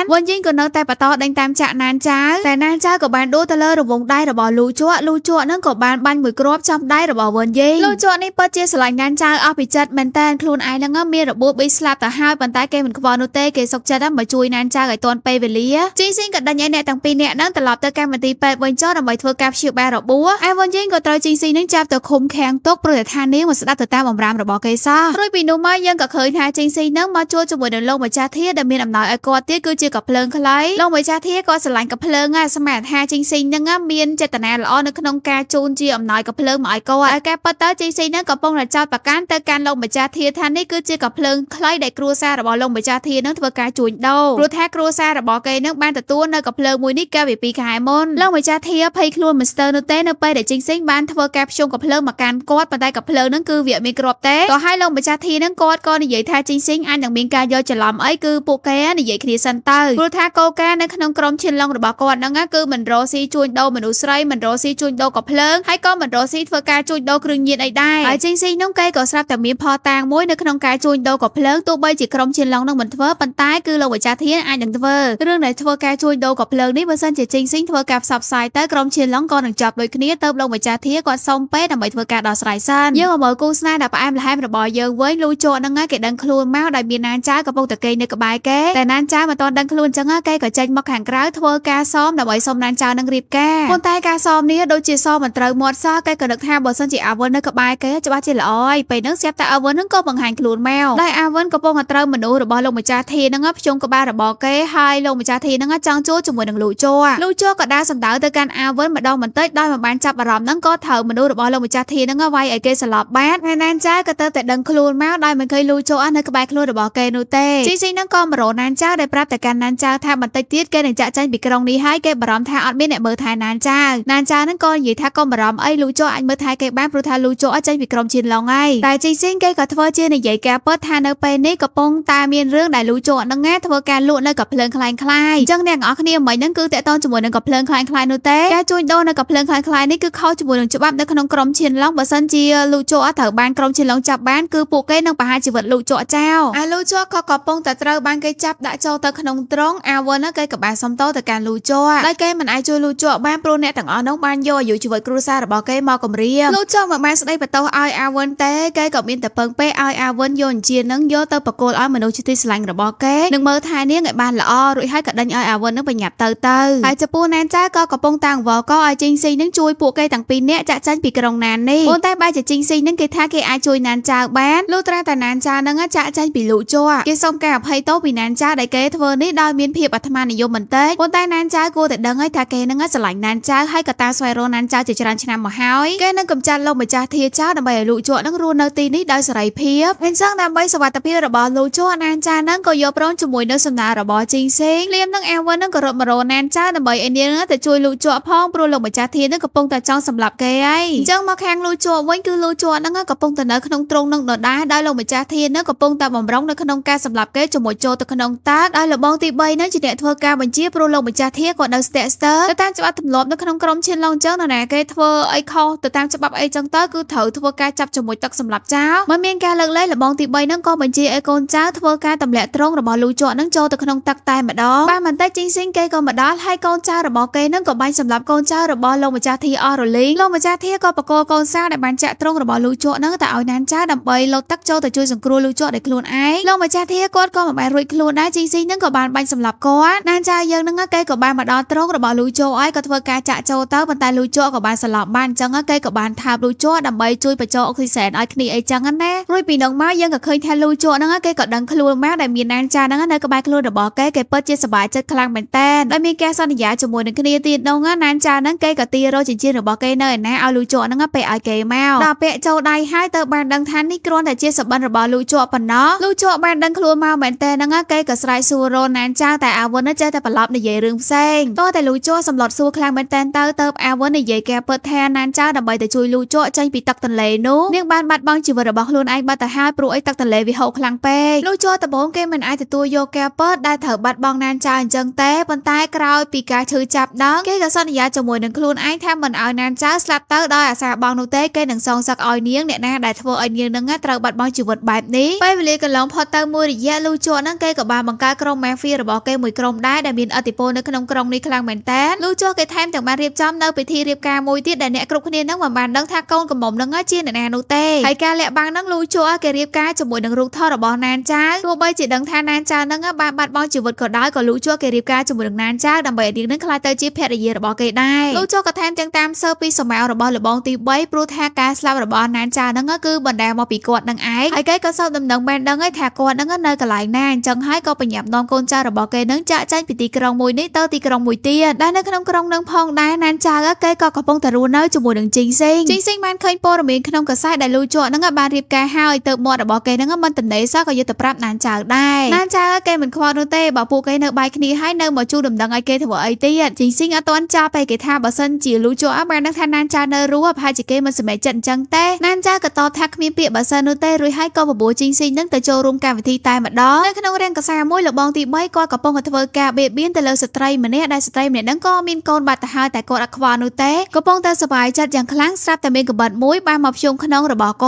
ាត់បើពិតជាភ័យខ្លាំងមែនតើតែពេលងាកទៅឃើញថានោះគឺជាលូជ័រសលូជ័រហ្នឹងក៏អត់មានបទុដៃនោះទេកបិតហ្នឹងគឺថាអាកគាត់ជ្វាបន្ទាប់ពីបានសងសឹកឲ្យណានចៅហើយលូជ័រក៏ថាចាក់ចេញពីរានកសានោះប៉ុន្តែបែរជាមកប្រទះជាមួយនឹងវងមនុស្សក៏ងាកមើលទៅបានឃើញថានោះគឺជាណានចៅរបស់គេតែតាលូជ័រឃើញណានចៅហើយឡើងរន្ធត់តែម្ដងព្រោះថាឥឡូវហ្នឹងជីងស៊ីងគេកំពុងតែធ្វើការសុំណានចៅនឹងរៀបការគេឡើងលួចរៀបចំពិធីសប្រៃដើម្បីសុំណានចៅរៀបការតែម្ដងណាព្រោះដឹងថាលូជ័រហ្នឹងបាន បានរៀបការប្រពន្ធដែរណានចាមិនតបានយកប្រងជាមួយនឹងជីងស៊ីងហើយលូជក់ហ្នឹងក៏មិនបានទៅអុកឡុកអ្នកទាំងពីរនាក់នឹងដែរដល់ពេលដែលណានចាចូលទៅដល់ក្នុងឡានលូជក់ហ្នឹងគេក៏លួចចូលទៅក្នុងឡាននោះជាមួយដែរហើយក៏ចាប់នាងហ្នឹងមកកាន់កន្លែងរបស់គេណានចាគេក៏ប្រទីងបេតុងឲ្យលូជក់ហ្នឹងស្រាយចំណងគេទៅព្រោះគេឈឺខ្លាំងណាស់តែលូជក់ហ្នឹងគេក៏ថាចំណងប៉ុណ្ណឹងគឺឈឺមិនស្មើនឹងគេមានការយកច្រឡំថាណានចាហ្នឹងត្រូវបានស្លាប់ដោយសារតែជួយជីវិតរបស់គេនោះទេគឺគេឈឺច្រើនជាងនឹងខ្លាំងមែនតើណានចាគេក៏ធ្វើធម្មតាដែលឲ្យលូជក់ហ្នឹងស្រាយចំណងគេមកព្រោះគេគ្មានជំពាក់អីលូជក់ទេអញ្ចឹងលូជក់ហ្នឹងក៏សួរថាណានចាហ្នឹងជំពាក់ជីងស៊ីងមែនទៅណានចាហ្នឹងក៏ឆ្លើយតបថាត្រូវហើយគេជំពាក់ជីងស៊ីងហើយគេក៏នឹងរៀបការជាមួយនឹងជីងស៊ីងដែរលូជក់ហ្នឹងក៏ជំពាក់គេដូចគ្នា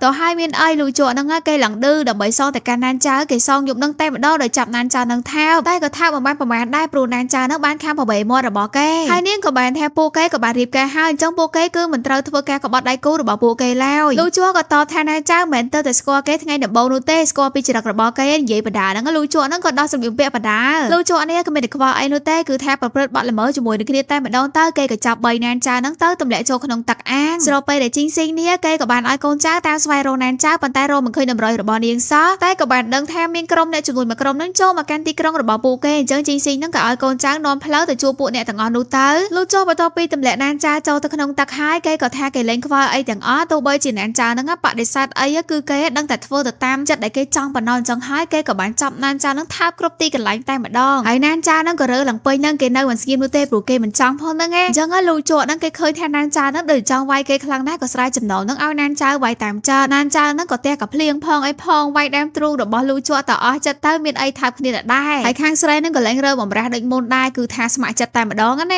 ាតែក៏មិនបានយូរដែរព្រោះថាជីងស៊ីងគេក៏បានមកដល់ខាងក្រៅបាត់ហើយកូនចៅរបស់លូជក់ហ្នឹងទប់ទល់មិនឈ្នះនោះទេព្រោះជីងស៊ីងគេមានកាភ្លើងលើជីងស៊ីងក៏តម្លៃទ្វារចូលមកឃើញថាលូជក់ហ្នឹងគេក៏ដើរចេញពីកន្លែងអាងងូចទឹកនោះហើយអាងមួយហ្នឹងគឺវាមានវាំងណូតបាំងអីអញ្ចឹងណាលូជក់ហ្នឹងគេក៏មានខ្លាចជីងស៊ីងទេគេក៏ឲ្យជីងស៊ីងអញ្ជើញមើលទៅថាតើនរណាគេដែលនៅក្នុងនោះណានចាដែលកំពុងតែត្រាំនៅក្នុងអាងទឹកហ្នឹងគេឡើងភ័យតែម្ដងចំមើលថាជីងស៊ីងនឹងបើកវាំងណូតទៅឃើញគេឬមួយក៏អត់ដល់ហើយដាច់ចកេះផងតែម្ដងអ្នកដែលកំពុងនៅត្រាំទឹកឡើយហ្នឹងគឺជំនួសដោយអាវិនសអញ្ចឹងជីងស៊ីងចាប់កំហុសរបស់លូជក់អត់បានទេហើយក៏ត្រូវចាក់ចែងទាំងអាម៉ាស់មុខទៀតបន្ទាប់មកទៅលូជក់ហ្នឹងគេនាំណានចៅមកបន្ទប់សម្រែហើយក៏ប្រាប់ទៅកាន់ណានចៅថាកាលណាដែលគេនៅមានជីវិតគេមិនអនុញ្ញាតឲ្យនាងនឹងទៅរៀបការជាមួយជីងស៊ីងទេលុះដល់ថ្ងៃបន្ទាប់មកទៅណានចៅហ្នឹងគេក៏មករកជីងស៊ីងវិញទាំងដែលជីងស៊ីងនេះកំពុងតែកើតចិត្តសង្ស័យទៅកាន់ណានចៅទៅគេហ្នឹងក៏ដេញដោលសួរនាំឲ្យដៃរបស់ណានចៅមានរោមបង់អញ្ចឹងហើយណានចៅហ្នឹងក៏ឆ្លើយតបថាដៃរបស់គេត្រូវរបួសការប្រយុទ្ធវិញទៅគេហ្នឹងទៅមន្ទីរពេទ្យហើយក៏បានគេងលក់នៅទីនោះតែមិនទាន់អស់ការសង្ស័យទៅជីងស៊ីងហ្នឹងក៏សួរបន្ត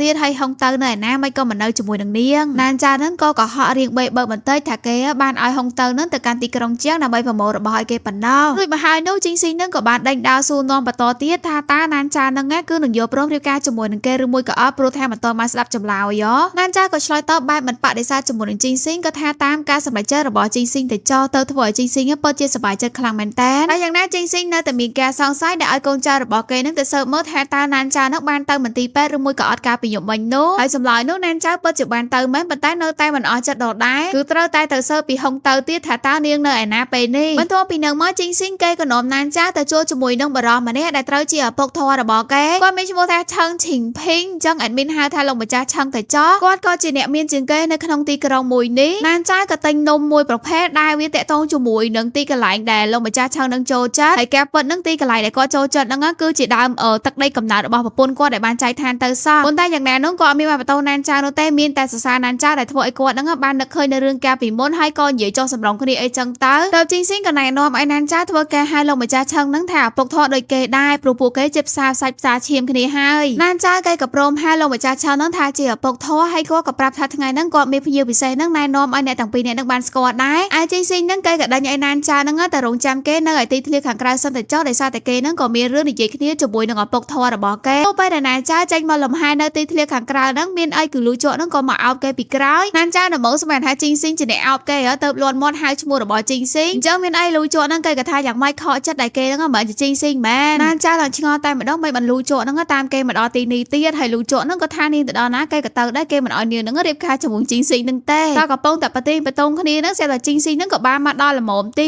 តដែលលូជក់ហ្នឹងគេក៏បកស្រាយថាមកពីណានចៅហ្នឹងរលអលដួលទៅគេហ្នឹងក៏ជួយទប់នាងទេឯលោកម្ចាស់ឆឹងហ្នឹងក៏ធ្វើការណែនាំការពិតទៅលូជក់ហ្នឹងគឺជាភ្ញៀវពិសេសដែលគាត់ហ្នឹងបានអញ្ជើញមកសោះជីងស៊ីងក៏មិនអាចដេញដោលរករឿងលូជក់បានទៅគេហ្នឹងក៏និយាយថាការដែលគេដ ដាច់ឲ្យណានចៅមកខាងក្រៅព្រោះគេមានការសប្រៃមួយដោយធ្វើការបំពាក់អញ្ជើញឲ្យណានចៅព្រោះលើកមុនហ្នឹងអត់បានពាក់អញ្ជើញឲ្យណានចៅទេដល់ណានចៅហ្នឹងគេហៅថាមិនបាច់ក៏បានដែរអីចឹងទៅតែជីងស៊ីងនៅតែចាប់រៀបដែររបស់ណានចៅដើម្បីប្រហូអញ្ជើញចូលហើយថាចង់ឌឺលូជ័រប៉ុន្តែលូជ័រគេខំមកសង្កត់ចិត្តគេមិនច្រឡោតតាតងទេរួចមកពួកគេហ្នឹងក៏ចូលទៅកាន់តុអាហារជុំគ្នាទៅលោកម្ចាស់ឆៅហ្នឹងក៏ធ្វើការណែនាំឲ្យស្គាល់ពីគ្នាម្នាក់ម្ដងអីចឹងណាហើយអ្វីដែលសំខាន់នោះគាត់បានសហការរ៉ូស៊ីជាមួយនឹងលូជ័រទៅជីងស៊ីងគេមិនបានដេញដោលពីការសម្រេចចិត្តរបស់ឪពុកធរគេឡើយប៉ុន្តែគេបែរជាធ្វើជាស្និទ្ធស្នាលជាមួយនឹងណានចៅហើយសួរនាងតាក់ទងជាមួយនឹងរោបរៀបការនិងព្រះវិហារដែលពួកគេនឹងត្រូវប្រារព្ធអីចឹងណាលូជ័រគេមិននៅទ្រាំស្ដាប់វោហាររបស់ជីងស៊ីងឡើយទៅគេនឹងក៏សូមអនុញ្ញាតទៅសម្រាប់សិនឯព្រោះធ្វើដំណើរមកវាអស់កម្លាំងដែរអញ្ចឹងបន្ទាប់ពីការជួបជុំហើយជីងស៊ីងគេក៏នាំណានចៅនឹងមកហាងកាត់សម្លៀកបំពាក់ដើម្បីឲ្យជាងនឹងធ្វើការវាស់នៅ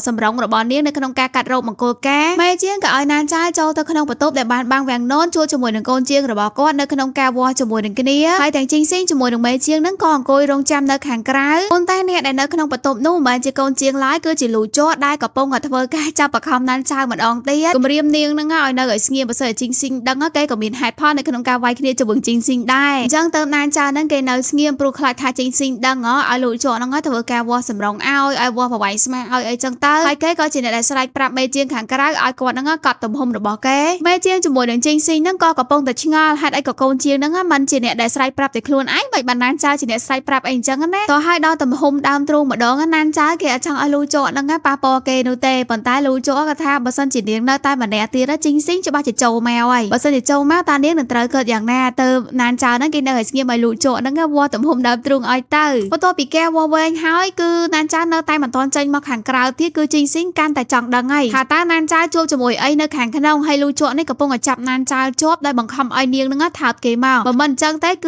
ថានឹងឲ្យជីងស៊ីងចូលមកឃើញពួកគេទាំងពីរនាក់តែម្ដងអញ្ចឹងដល់ពេលដែលជីងស៊ីងរៀបនឹងបើកវាំងននហើយណានចៅនឹងគេក៏ចេញមករួមជាមួយនឹងរ៉ូបកូនកំមុំដែលគេបានលោទៅជីងស៊ីងលែងមានការសង្ស័យគឺថាមកពីណានចៅនឹងគឺអាឡ័យតែលោរ៉ូបអីអញ្ចឹងណាហើយណានចៅនឹងក៏បញ្ញាប់អូសជីងស៊ីងទៅវិញថាមិនបាច់លោអីទៀតទេរ៉ូបមួយនឹងឲ្យស័ក្តិសមនៅក្នុងថ្ងៃបន្តមកទៀតណានចៅគេក៏សរសេរសវត្ថអញ្ជើញភ្ញៀវមកចូលរួមនៅក្នុងពិធីមង្គលការរបស់ពួកគេនឹងក៏មានឈ្មោះរបស់លូជ័រដែរហើយគេក៏ប្រាប់ទៅកាន់ជីងស៊ីងថាគេបោះចោលរឿងការពីមុនហើយព្រោះវាមិនមែនជាកម្មសិទ្ធិរបស់គេទេជីងស៊ីងក៏ឆ្លើយតបបែបស្នេហាទៅកាន់ណានចៅថាបេះដូងរបស់គេសម្រាប់តាណានចៅម្នាក់ក៏ចង់ខ្វេះយកមកក៏បានដែររួចមកហើយជីងស៊ីងក៏យកលិខិតអញ្ជើញមួយនឹងយកទៅប្រកួតដើម្បីធ្វើការអញ្ជើញលូជ័រមកចូលរួមនៅក្នុងពិធីមង្គលការរបស់គេទៅលូជ័រនឹងក៏ពោលថាអញ្ជើញគេនេះឲ្យខ្លាចថាគេនឹងទៅដើមកូនកំមុំទេអីជីងស៊ីងក៏តបវិញថាឯនេះលេងសើចមែនតើទោះបីជាចង់ប្រវត្តិកូនកំមុំមកក៏អាស្រ័យទៅលើការសម្រេចចិត្តរបស់កូនកំមុំដែរឯងសួរមើលថាតើអ្នកបងឯងយកព្រមឬមួយក៏អត់តែសាច់រឿងរៀងអូសបន្លាយវិញតិចអីអញ្ចឹងយើងកុំទាន់ភ្លេចថាពួកគេនឹងក៏ជាជីដូនមួយជាមួយនឹងគ្នាដែរលូជ័របានបន្តឆ្លើយតបបែបនេះថាកុំព្រួយបារម្ភអីគេនឹងទៅចូលរួមមង្គលការរបស់ជីងស៊ីងហើយក៏មានអំណោយពិសេសសម្រាប់ជីងស៊ីងផងដែររួចរាល់ពីការនិយាយគ្នាហើយលូជ័រក៏ចេញមកខាងក្រៅដែលមានកាមេរ៉ាមួយនៅក្នុងដៃនឹងចេះតែថតទេសភាពពីនេះពីនោះហើយក៏ស្រាប់តែណានចៅនឹងបានបង្ហាញខ្លួនមកចំពោះមុខគេទៅគេនឹងក៏ចង់ថតរូបរបស់ណានចៅប៉ុន្តែបែរជាជីងស៊ីងនឹងក៏មកជាមួយដែរតើលូជ័រក៏និយាយទៅកាន់ជីងស៊ីងថានៅក្នុងថ្ងៃមង្គលការរបស់អ្នកទាំងពីរអ្នកហ្នឹងគឺគេនឹងធ្វើការជូនអំណោយជារូបថតទៅកាន់អ្នកទាំងពីរនាក់ដែលគេចូលចិត្តថតរូបខ្លាំងមែនតើព្រោះថាការថតរូបហ្នឹងវាដូចជាការថតនៅសកម្មភាពជីវិតអញ្ចឹងគេថែមទាំងធ្លាប់បានថតរូបមនុស្សស្រីដែលគេស្រឡាញ់បំផុតទៀតដែលមិនចង់ឲ្យវែងឆ្ងាយទៀតណានចៅក៏ប្រាប់លូជ័រហ្នឹងបញ្ញាប់ថតរូបពួកគេមកប៉ុន្តែជីងស៊ីងគេថាអត់ទេបើចូលជាថតរូបហើយដែលរូបនេះជារូបមង្គលការទៀតអញ្ចឹងឲ្យណានចៅហ្នឹងស្លៀកពាក់ដល់ឈុតកូនកំមុំសិនទៅដូច្នេះណានចៅបានរៀបចំតុបតែងខ្លួននៅក្នុងរ៉ូបកូនកំមុំរបស់គេលូជ័រហ្នឹងក៏ជាអ្នកដែលថតរូបឲ្យពួកគេទាំងពីរនាក់ជីងស៊ីងគេក៏យកដៃរបស់ណានចៅហ្នឹងដាក់លើដៃរបស់គេមើលទៅដូចជាថតរូបបែប pre-wedding អញ្ចឹងណាទោះតែថតរូបហើយជីងស៊ីងក៏បោះពាក្យសម្ដីថារូបថតដែលលូជ័របានថតនេះគេនឹងយកដាក់តាំងលើក្បាលគ្រែរបស់ពួកគេទាំងពីរនាក់លូជ័រគេក៏មិនបានថាអីដែរប៉ុន្តែគ្រាន់រៀងសគ្រឹះថ្មិញបន្តិចណាហើយក៏ជូនពរអ្នកទាំងពីរនាក់ដឹងបន្ទាប់ពីនោះមកជីងស៊ីងក៏ឲ្យកូនចៅរបស់គេនឹងទៅសើពីដំណឹងរបស់យេនីដែលគិតថាយេនីនឹងគឺជាប្រពន្ធរបស់លូជ័រតែកាពិតយេនីត្រូវលោកម្ចាស់ធាននឹងបញ្ជូនឲ្យទៅរស់នៅឯបរទេសយូរហើយអ្នកដែលលូជ័របានរៀបការជាមួយនឹងគឺជារូបថតដូច្នេះជីងស៊ីងក៏យល់ន័យបាត់ដែរថាលូជ័រនឹងរៀបការ ជាមួយនឹងខ្មោចរបស់អាណាចៅអញ្ចឹងចេញសេងគេក៏លេងល្បិចមួយដើម្បីអាណាចៅបានដឹងថាលូជក់ហ្នឹងមានប្រពន្ធដែលមានឈ្មោះថាយានីដែលធ្វើការបញ្ជូនសម្បត្តិបន្លំទៅជាមួយនឹងសម្បត្តិផ្សេងទៀតដែលគេបានសរសេរផ្ញើជូនពរថ្ងៃរៀបការរបស់អាណាចៅនៅលើហ្នឹងមានឈ្មោះថាយានីផ្ញើទៅកាន់ប្តីសម្លាញ់លូជក់អាណាចៅគេឃើញអញ្ចឹងហើយគេក៏មិនបានបើកមើលសម្បត្តិហ្នឹងដែរព្រោះមិនមែនជារបស់គេផងហ្នឹងក៏ឲ្យអ្នកបម្រើហ្នឹងយកទៅឲ្យលូជក់ទៅហើយអាណាចៅក៏មកបន្ទប់របស់គេដើម្បីរៀបចំតុបតែងស្រាប់តែលូជក់ហ្នឹងក៏ចូលមកដល់យករូបថតហ្នឹងយកមកដាក់តាំងនៅលើក្បាលក្រែរបស់ណានចៅព្រោះតែគេបានសន្យាថានឹងដាក់តាំងប៉ុន្តែរូបហ្នឹងមិនមែនជារូបរបស់ណានចៅជាមួយជីងស៊ីងទេបែរជារូបរបស់ពួកគេបានថតនៅក្នុងព្រះវិហារហើយរូបហ្នឹងគឺជារូបថើបគ្នាទៀតណានចៅខ្លាចថាអ្នកផ្សេងហ្នឹងនឹងមកឃើញរូបមួយហ្នឹងក៏ថាឲ្យលូជក់បែរជាលូជក់ហ្នឹងថាណានចៅហ្នឹងប្រកែកមិនចាំអីអញ្ចឹងហើយគេក៏រំលឹកឲ្យណានចៅហ្នឹងមានការចងចាំមកវិញđểធ្វើការថើបនាងតែណានចៅគេក៏បានតែកព្រៀងលូជក់ព្រោះថាគេបំភ្លេចចោលគ្រប់យ៉ាងហើយទោះបីជាធ្លាប់បានកើតឡើងក៏ដោយគេក៏បានយករូបថតនោះយកមកធ្វើការបំផ្លាញចោលវាប្រៀបដូចជាការកាប់ផ្តាច់ទំនាក់ទំនងជាមួយនឹងលូជក់ទាំងស្រុងរឿងរបស់ពួកគេក៏ត្រូវបានបញ្ចប់ណានចៅក៏និយាយថាការជួបគ្នារបស់ពួកគេហ្នឹងគឺខុសតាំងពីចាប់ផ្ដើមដំបូងតែគេបានបន្លំអត្តសញ្ញាណរបស់អ្នកផ្សេងអីអញ្ចឹងណាហើយពួកគេគួរតែបញ្ចប់គ្នាត្រឹមហ្នឹងទៅលូជក់ហ្នឹងក៏ថាការដែលបំផ្លាញរូបថតបែបនេះក៏បានបញ្ជាក់ថាណានចៅហ្នឹងមិនបានស្រឡាញ់គេដែរលុះត្រាតែនាងហ្នឹងសម្រាប់គេមកហើយមានអីណានចៅហ្នឹងក៏យកស្នៀតសក់ក្នុងដៃរបស់គេហ្នឹងចាក់ទៅលើដៃរបស់លូជក់ដែរទោះបីជាមិនចាក់ចំត្រូវកន្លែងស្លាប់ក៏ដោយក៏លូជក់ដូចជាត្រូវបានសម្លាប់ដែរណាព្រោះមនុស្សស្រីដែលគេស្រឡាញ់ហ្នឹងហ៊ានចាក់គេអញ្ចឹងដូច្នោះហើយតំណែងតំណរបស់ពួកគេក៏ត្រូវបានបញ្ចប់លូជក់ចាប់ពីពេលហ្នឹងទៅក៏ចាប់ផ្ដើមស្អប់ណានចៅបន្ទាប់ពីលូជក់ដើរចេញណានចៅក៏ឲ្យហុងទៅយកស្នៀតសក់របស់គេហ្នឹងទុកទៅគេមិនចង់ឃើញនោះទេចំណែករូបថតហ្នឹងក៏ដុតដើម្បីកុំឲ្យអ្នកដទៃបានឃើញប៉ុន្តែនៅគៀនបន្ទប់ហ្នឹងគឺជីងស៊ីហ្នឹងគេបានឃើញទាំងអស់មិនដឹងថាឃើញត្រង់ចំណុចណាខ្លះនោះទេថ្ងៃក្រោយមកទៀតនៅក្នុងផ្ទះរបស់លោកមួយចាឆឹងហ្នឹងក៏មានជាការរៀបចំពិធីជប់លៀងដើម្បីធ្វើការអបអរដែលគាត់ជាមួយនឹងលូជក់ហ្នឹងរួមដៃគូសហការនៅក្នុងការរស់ស៊ីជាមួយនឹងគ្នារួចពីការណែនាំទៅកាន់ភ្ញៀវកិត្តិយសអីហើយចឹងទៅពួកគេហ្នឹងក៏ញ៉ាំស្រាជាមួយនឹងគ្នាលូជក់ហ្នឹងគេក៏ដើរទៅចូលកែវជាមួយនឹងជីងស៊ីងហើយជីងស៊ីងចូលកែវហើយហ្នឹងគេថាស្រារបស់គេអស់ហើយចឹងក៏យកស្រារបស់ណានចៅហ្នឹងទៅផឹកតែម្ដងហើយជីងស៊ីងក៏ត្រូវលោកម្ចាស់ឆឹងហ្នឹងហៅទៅនិយាយគ្នាទៅពួកគេហ្នឹងក៏មិនបាននៅទាស់សម្ដីគ្នានៅកន្លែងនេះអញ្ចឹងទៅធ្វើឲ្យលូជក់ហ្នឹងមកស្និទ្ធជាមួយនឹងណានចៅបានក៏គម្រាមទៅកាន់នាងឲ្យចេញទៅជួបគេនៅឯទីធ្លាខាងក្រៅបើមិនអញ្ចឹងទេនឹងធ្វើរឿងអីមួយទៅកាន់ជីងស៊ីងណានចៅខ្លាចលូជក់ហ្នឹងអុកឡុកទៅកាន់គូដណ្ដឹងរបស់ខ្លួនក៏ព្រមចេញមកទីធ្លាខាងក្រៅហ្នឹងត្រូវលូជក់ហ្នឹ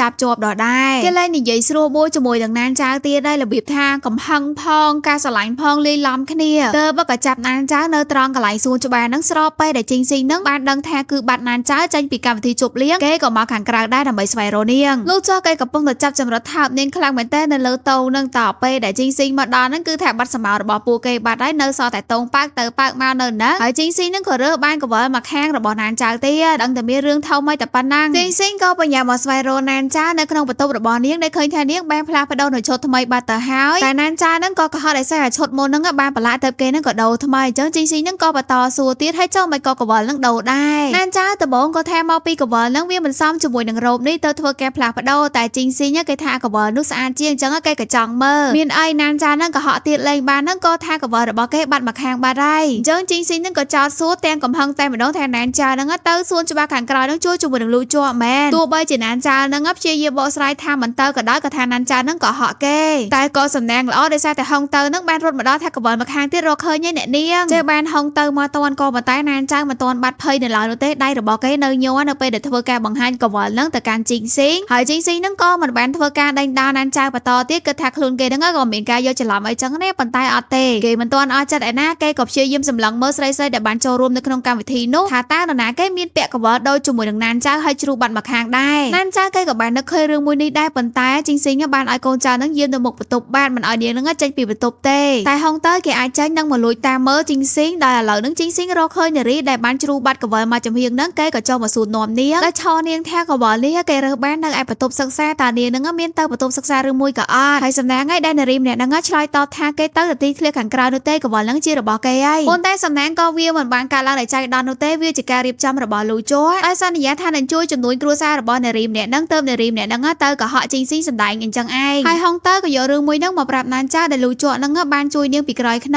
ងហើយណានចៅហ្នឹងគិតមើលម្ដងទៀតក្រៃលោអ្នកទាំងពីរនាក់ហ្នឹងមានរឿងអីដែលយកច្រឡំតែណានចៅគេក៏ថាគឺគេបោះបង់រឿងអស់នឹងចៅអញ្ចឹងក៏លែងឲ្យហុងទៅហ្នឹងនិយាយទៀតគេបន្ទាប់មកជាថ្ងៃខួបកំណើតរបស់ជីងស៊ីទៅណានចៅហ្នឹងគេរៀបចំការសប្រៃឲ្យជីងស៊ីប៉ុន្តែលូជក់ហ្នឹងក៏មកជ្រៀតជ្រែកអ្នកទាំងពីរនាក់ហ្នឹងហើយក៏ចេះតែនិយាយអូកាឡាកាច់កោងជាមួយនឹងជីងស៊ីនៅហ្នឹងព្រោះមិនចង់ឲ្យពួកគេហ្នឹងនៅជាមួយនឹងគ្នាប៉ុន្តែជីងស៊ីហ្នឹងក៏ដេញឲ្យលូជ จัวนั่งเจอเจงเตอร์ปลุกไงนี่จิตไงกับนาดบอกแกแต่นานจานั่งบารีบจำไอเกลูจัวก็เหมือนมุกแกรนเอาตีได้ปลุกเรียงชื่อจัดได้จังกันแน่แต่จริงซิงนั่งดอกไปแต่ยามมาให้จมูกนานจ้าเกียรยามโนเตโดยชื่อกับปงตะข้างจมูกนานจ้าจานได้แกกับจังกับเธอการเงียดบอกแกเว้นแต่นานจ้านั่งกับแฮมคอทักกับตอนเตอร์กิมีนุ่มเค้กสปรายแต่การจริงซิงไอเธอการดดเตี้ยนให้เอาจริงซิงนั่งเธอการบวงซ่วงไอไปนั่งเปิดจิตโคเคยคลางเป็นแตนเก็บบวงซ่วงในขนมเจระบอกแกเบอร์เซนจิตนานจ้านี่กับเหาะแกคือส้มไอเดียนั่งสลับได้เวทนีบอมพอปีแต่โบประคามนานจ้าเอามาเดินจมูกเตะดอกไปแกมันสมอตรองจมูกดัดตำหนิแกไปนี่ยับเป็นแตนมองไงจริงซิงก็ปตอแปรนานจ้าเอาแต่โจร่วมในขนมพิธีดันทลายในขนมทั้งไงบรรทบโดยโยระบอมีนำไหลบอกครูนั่งเตอเทวกาดันทลายลอยได้แต่ตัวบาบิกาดันนั่งคือหนึ่งเทวกาปะโกตะแคงจุบรมโต๊ะนานจ้าอันมีระบอมีนำไหลขนมครูโนเตแต่จริงซิงนั่งก็เอาเจียบอทัสเนสในขนมได้ระบอนี่นั่งโยแต่ดันทลายเตอจริงซิงนั่งทัสเนสนั่งวิมีนำไหลอัตไหนจีเรียจะได้อย่างนั้นจะปูนานจ้าเติบเกนั่งปักคำปีนี้ปีนู้นำไปนานจ้านั่งโยเนสนั่งแต่ดันทลายโตแต่บ้านในขนมวิธีดันทลายนั่งก็เหมือนมีแต่นานจ้าแน่ลูโจนั่งเกกับโจรวมได้ระบอแต่ลูโจเทวกาดันทลายนั่งคือเจียจินเจียในเกตายแต่เทวกาสมนันจานังรีบแก่ลูโจกับจังนังแทตานานจานังจัดได้จมวยนังจินเจียนังรือมวยกับออดปันตายมินเอ้ยกาดันทลายนังนานจาเอามีบานดันไอมาบีเต้โดยเฉพาะจินเจียนังกับบานทะเลตะขนงได้ระบอแหนบเซ้งวัดเท่าได้ดันทลายประตูมาตีนั่นคือจิตเสียสะระบอนานจาวิก็เทวไอลูโจย่อจะหลอมแทนนานจานี้เปิดจิตจัดได้คลางเหมือนแตนเหมือนนังทายจริงซินังเมียนเจตนาอย่างนั้นได้เกยกับเทวกาดันทลายโยนเอาเสียสะมวยนังได้เหมือนเอาเนี่ยดัดเตยนังเทวกาดันเต้บนแต่จงกลายใบจิลูโจนังเหมือนบานได้จัดจมวยนังเสียสะมวยนังเกยกับเทวกาดันยังขนมดำไหลปูจิงเกยได้การดันยังวิทไลเปย์ยักษ์มีหนาเกยแต่เห็นดันไปต่อเทนจังเสียสะนังวิกับทะเลแต่ขนมได้ระบอลูโจให้ลูโจเกยกับเทวกาปะโกนนังเสียสะนังจีอำน้อยทั้งไงบังโกกาแต่เอานานจ้าให้ดอทั้งไงบังโกกาเนื้อเตี้ยเกยก็บ้านโจรูมได้เกมีเพียรเกยเนื้อไอติกรองเจียงบรรทมปีนังมาคือจิกาดันทลายปะโถจงกร้ายให้ระบอมวยนังคือจิกไซก็จะมีบรรเทาไม่อ่ำบ้าไซก็นังวิปัจจะมีดำไหลครั้งเหมือนเต้นเติมลงมาจ้าชาวนังกว่าเทวกาเกาะมอนให้มากกว่าเทวกาลานปากกาปราบอันนี้ถึงออกคดีบานดังแท้คือก้อนบานสไฟโรโกสไลแต่บานใบคดีจิจารชำนุเคยไงเธอก็จังนายน้อมอันนี้ถึงออกคดีนักบานสกอร์นี่ยังได้แต่นี่คือจิโกสไลชิบอร์บอกว่ามีชมูแท้ชงจิงซูแต่ไปแต่ยังบานเคยมุกฮาวได้เติมดังแท้ชงจิงซูดังแง่เหมือนเนี่ยใช่ไงนะคือจิวนยิงซอดจังบานในแท้เกยนั่งกับบานปลอมคล้วนได้โกสไลชิบอร์บอกลงมาจ้าช่างมีดาวไม่บ่าวนั่นเลยคล้วนแต่ก็ว่าเกิดแท้วนยิงนั่งคือจิโกสไลบอกก็ว่าให้กับเธอแกปะโกนึกไซโก้ดำมีดำไหลนั่งแต่เอาเนียงเตี้ยให้ลงมาจ้าช่างก็มีโกสไลเนี่ยเตี้ยดำมีชมูแท้จริงล้านจะปะโอสไลบอกจริงสู้เนี่ยตั้งปีเนี่ยนั่งคือจิบอมปะอมพลัวจมูกหนึ่งคดีมีนหมกมดโดยคดีเหม็นแต้เอาไว้ได้สำก้อนนั่นเลยคล้วนบอกจริงล้านโกสไลบางบักคล้วนบอกก่อนนั่งคือมีบัตรตามก้นไม่ยอมบางได้เติมแต้มการเรียบร้อยบอกลงมาจ้าช่างนานจ้านั่งก็จับบานตายเหมือนดองแท้มาเนี่ยสไลเดบานสลับไม่ชมูทับไปซอโซ่ในเก็บปลอมคล้วนนั่งคือจิบอสไลบอกแกปรุนี้มีดังไม่ยอมบางมกมดก็โดยคดีได้ให้ไว้ได้สำคัญนานจ้าก็มีบันตามก้นไม่ยอมบางบันตาเนียงบานโยเวียแต่กอบตกเจ้าตั้งปีโตไหมเติมบันโตไปจับกรรมทีให้นานจ้านั่งก็ปัญญาหมอกควายตีตั้งในเกนั่งบ้านกอบในบันตามก้นนั่งเจ้าบันตาโรมันเคยนูเต้รู้แท้ไปในกอบนั่งก็มีจริงซิในจมูกเกตั้งปีโตนูได้ให้จริงซิบ้านดังเรือร้านในบันตามก้นมวยนู้รู้แท้ปกทอเกลงไปจ้าเชิญนักบ้านปากกาสไวโรโกสไรก็ดาวมีบันตามก้นไม่บ่าวนั่งจบคล้วนเกกับดังแท้นาเกเจียมาจ้าปะตามก้นนั่งเกกับบ้านตะก้อยมมาแหละโต๊ะหายเกกับบ้านรีบจองแพงกายังละอมันเต้นแต่การตีกรองเจียงนำใบสไวโรนานจ้าจังเรื่องกรบย่างวิกาล้างมาแมนใจดอนเต้วิจิเจตนาระบอจริงซิในขนมกาจังรีบกาจะวึงนานจ้าเนเปนุเกนั่งแต่ตัวบ้านตรบสมบัติระบอลงมาจ้าช่างแต่งอ้อหายแพนกาในเตี้ยก็มีการรวมได้อยู่วันยิงพองได้เตอวันยิงไอปลอมคล้วนทว่าจิโกสไลระบอลงมาจ้าช่างแบนเนาะหายนานจ้ายังเว้นเกกับบ้านดังเนแกเปิดได้ลุยโจนักบารีบกาจะวึงหนึ่งรูทอดระบอเกปรูแทอาวันนึงบ้านโยรูทอดมวยนึงโยมาไอห้องเตอร์นำใบปะโกเลยนานจ้าโปแต่นานจ้าเกะตอนกึดกูไว้เนเต้ก็ปะบัวห้องเตอร์นึงเตอร์ในใหญ่ขี้เนี้ยได้ปราปีแกเปิดได้กับปงตะการล้างเกซองไซถักเกนังคือจิโกสไลระบอลงมาจ้าช่างในบ้านบัดคล้วนหายจริงซิปะก็จิดังเปียตัดสัญญาระบอเกเตอร์บ้านลุยโยนปะตองกุยระบอเกเตอร์บ้านเนี่ยตั้งปีเนี่ยนั่งจะบ้าจิรูมได้ขี้เนี้ยได้วันยิงนึงปะหลอมคล้วนจุนตัวกันไหลบอสไลระบอเกเตียนเจ้านำใบไปเจ้าเปียตัดสัญญาระบอนานจ้าบ้านนานจ้ามีแต่สไวโรกามวยลุยโจตะขนมมันตบระบอจริงซินำใบสไวโรมันตามกุยระบอเกปนนอปนได้มีไอนานจ้าก็เตยจริงซิจ้าบ้านได้ขนมได้ระบอจริงซินั่งก็มีปะตามกุยนูเตียเตอนานจ้าก็ได้ดาวสุนทรปีพันการระบอจริงซิได้เชียเยี่ยมมากระบายคล้วนระบอเกนังเอาไว้ได้กู้เพียบได้ขนมพันการระบอจริงซิคือเกบ้านรีบจำตั้งปีนำโบมอมและทั่วไอไปซองนักเถอเกจับโยตะลุนั่นเลยตู้ให้กับเตยบ้านสำหรับจังไอรู้นำไปตรวจไตรอุปสรรคระบอเกมันเนี้ยนานจ้าเปิดจินักสมัยมันดอทาจริงซิได้เกทลอบสกอร์ตั้งปีโตนู้บายจิพลาปโดตาจิรักแบบนี้อันจังจริงซิคือบาพลาปโดตั้งปีดอกพรามชนะมนตั้งปีครูซาระบอเกบ้านดูระล้มหายเตย ត្រូវលោកម្ចាស់ឆាននឹងរើយកមកចិញ្ចឹមដោយធ្វើការឃុំឃាំងគេរស់នៅដូចជាក្នុងគុកអីអញ្ចឹងណាព្រោះថាចេញស៊ីបានតែលើសម្ដីលោកម្ចាស់ឆឹងបាននិយាយជាមួយនឹងមិត្តភ័ក្តិគាត់អញ្ចឹងទៅថាគាត់នៅតែបន្តស្វែងរកកូនស្រីរបស់គាត់ទៀតដើម្បីឲ្យនាងនឹងគឺទទួលនៅមរតករបស់គាត់ទាំងអស់ទោះបីជាពួកនាងជាស្រីក៏ពិតមែនប៉ុន្តែគាត់នឹងស្វែងរកកូនប្រសាដ៏ល្អម្នាក់បង្កើតចៅឲ្យគាត់ដាក់ឈ្មោះនាងតកោរបស់គាត់ហើយក៏ផ្ទេរទ្រព្យសម្បត្តិមុខជំនួយអីហ្នឹងទៅឲ្យចៅរបស់គាត់ទៅចំពោះជីងស៊ីងទោះបីជានៅជាមួយនឹងគាត់ច្រើនឆ្នាំក៏ពិតមែនប៉ុន្តែប្រៀបដូចជាអ្នកដទៃអញ្ចឹងគាត់មិនផ្ទេរអីឲ្យមកកាក់ផ្សេងទេអញ្ចឹងមកផែនការរបស់ជីងស៊ីងបានដំណើរការពីពេលនោះមកគឺចង់បានអ្វីគ្រប់យ៉ាងដែលជារបស់លោកម្ចាស់ឆឹងជីងស៊ីងក៏ផ្ដល់ជំរឿឲ្យណានចានឹងរៀបការជាមួយនឹងគេបន្ទាប់ពីនោះមកគេនឹងបញ្ជាក់ពីអត្តសញ្ញាណរបស់ណានចាឲ្យបើមិនដូច្នោះទេគេក៏នឹងកំទេចបន្តោងគុជនេះចោលដែលណានចាគឺមិនអាចបញ្ជាក់ពីអត្តសញ្ញាណបានទេតែទោះបីជាជីងស៊ីងឲ្យជំរឿប្រមាណក៏ណានចាមិនជ្រើសរើសដែរព្រោះអីជំរឿដែលគេចង់បានហ្នឹងគឺគ្រាន់តែចង់រកយុត្តិធម៌គឺគេចង់ឲ្យវិនយីសងនៅអ្វីដែលគេបានធ្វើប៉ុណ្ណោះហើយការពិតនោះណានចាបានលួចផ្ញើសបតទៅកាន់ក្រុងជាងជូនដំណឹងឲ្យលូជ័របានដឹងពីការពិតរឿងរបស់គេជាមួយជីងស៊ីងហ្នឹងហើយបបផ្សំជាមួយនឹងរឿងផ្សេងទៀតដែលបានរៀបរាប់នៅក្នុងសបតប៉ុន្តែអ្វីដែលសំខាន់ណានចាបានផ្ដាំឲ្យលូជ័ររកផតាដើម្បីបញ្ជាក់ពីអត្តសញ្ញាណដែលវិនយីហ្នឹងបានបន្លំខ្លួនធ្វើជាអ្នកនាងច្បងនៅក្នុងគ្រួសារឆឹងហ្នឹងមកកាន់ក្រុងណាននេះជាបន្តជីងស៊ីងដឹងថាណានចាធ្វើអញ្ចឹងហើយគេក៏ចង់សម្លាប់ណានចាចោលតែណានចាហ្នឹងថាសម្លាប់មកបើសិនជាគេស្លាប់ហ្នឹងពេលដែលផតាបានបណ្ដោះក៏ជីងស៊ីងហ្នឹងមិនអាចទទួលបានអ្វីពីលោកម្ចាស់ឆឹងបានដែរម្ល៉េះហើយជីងស៊ីងក៏មានតែចាប់ខ្លួនរបស់ណានចាមកកាន់ស្ថានីយ៍រថភ្លើងដើម្បីគម្រាមជាមួយនឹងលូជ័រឲ្យលូជ័រហ្នឹងនៅក្នុងស្ថានីយ៍រថភ្លើងតែម្នាក់ឯងដើម្បីបកគោលផតាមកឲ្យគេបើមិនអញ្ចឹងទេក៏នឹងសម្លាប់ណានចាចោលនៅលើរថភ្លើងមានតែលូជ័រឯនៅខាងក្រៅហ្នឹងសិតតែជាកូនចៅតាហ៊ានរបស់ជីងស៊ីងហើយពួកគេទាំងពីរនាក់ក៏ធ្វើការដោះដូរដោយសារតែលូជ័រមានផតាដែលបញ្ជាក់ពីអត្តសញ្ញាណរបស់វិនយីនៅក្នុងដៃដល់ពេលដែលជីងស៊ីងបានផត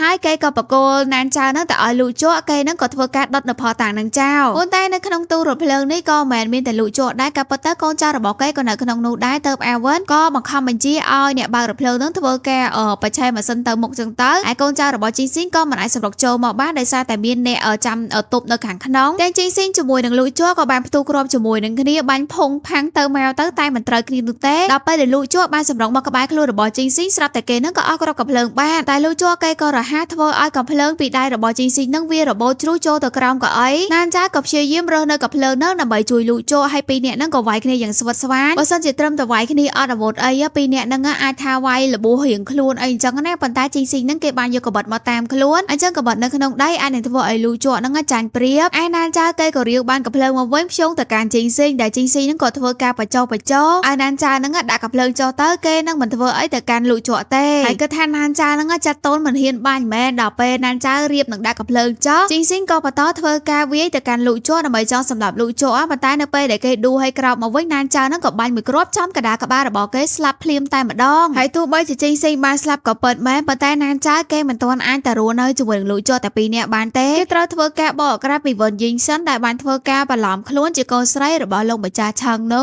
ះផតាដែលលូជ័របានយកមកនឹងត្រូវបានបំផ្លាញចោលប៉ុន្តែវាក៏មិនជាបញ្ហាដែរព្រោះអាវិននឹងបានរាយការណ៍មកថាគេសួរហុងទៅនឹងគឺមុនពេលដែលសងនឹងស្លាប់គឺនាងទទួលបានសបតមកច្បាស់ក៏ធ្វើឲ្យនាងបានចាក់ចាញ់មកកាន់ទីក្រុងណានហើយលូជ័រនឹងគេសង្ស័យថាសបតនឹងគឺនៅក្នុងដៃរបស់លោកស្រីទី1ព្រោះថាគេរកសបតនឹងអត់ឃើញនោះទេហើយនេះក៏ជាមូលហេតុដែលធ្វើឲ្យវិនយីនឹងបានដឹងពីដើមកំណើតរបស់ប៉ៃសងដូច្នោះដើម្បីបកអាក្រាតពីវិនយីបានគឺពួកគេមានតែស្វែងរកថានរណាគេគឺជាអ្នកដែលផ្ញើសបតមកកាន់ប៉ៃសងប៉ុណ្ណោះព្រោះអីម្នាក់នឹងគឺបានដឹងពីអត្តសញ្ញាណរបស់ប៉ៃសងនឹងឯងហើយមុននឹងទៅធ្វើការងារបន្តទៀតគេសុំស្វីតមួយសិនព្រោះថាបែកគ្នាយូរដែរហើយគឺថាមានតែពាក្យគំរោះគំរើយជាមួយនឹងគ្នាក៏ឥឡូវលូជ័រនឹងគេសុំឲ្យណានចាចាប់ពីពេលនេះទៅគឺថាមានរឿងអីចឹងកុំលាក់បាំងជាមួយនឹងគេទៀតត្រូវវិភាសាដើម្បីស្វែងរកដំណោះស្រាយជាមួយនឹងគ្នាហើយតទៅពេលដែលណានចាគេសន្យាជាមួយនឹងហើយគេអត់ជឿទៅលើពាក្យសម្ដីទេគឺគេសុំធ្វើការបោះត្រាមួយសិនបន្ទាប់មកទៅពួកគេបានស៊ើបដឹងថាអ្នកដែលបានផ្ញើសបតមកកាន់ប៉ៃសងកាលពីពេលនោះគឺជាអ្នកដែលបានបង្រាត់ពួកគេចាញ់ពីគ្រួសារឆឹងដែលមានឈ្មោះថាចឹងសានតើបច្ចុប្បន្នក៏ធ្វើការនៅក្នុងកាស៊ីណូក្រោមដីមួយកន្លែងប៉ុន្តែមិនមែនធ្វើការនៅកន្លែងកាស៊ីណូហ្មងនោះទេគឺម្នាក់ហ្នឹងចាំស្ទាក់វាយយកលុយអ្នកដែលបានឈ្នះលុយពីកាស៊ីណូនឹងឯងអញ្ចឹងដើម្បីទាក់ទាញចំណាប់អារម្មណ៍ឲ្យម្នាក់ហ្នឹងបង្ហាញខ្លួនមកគឺថ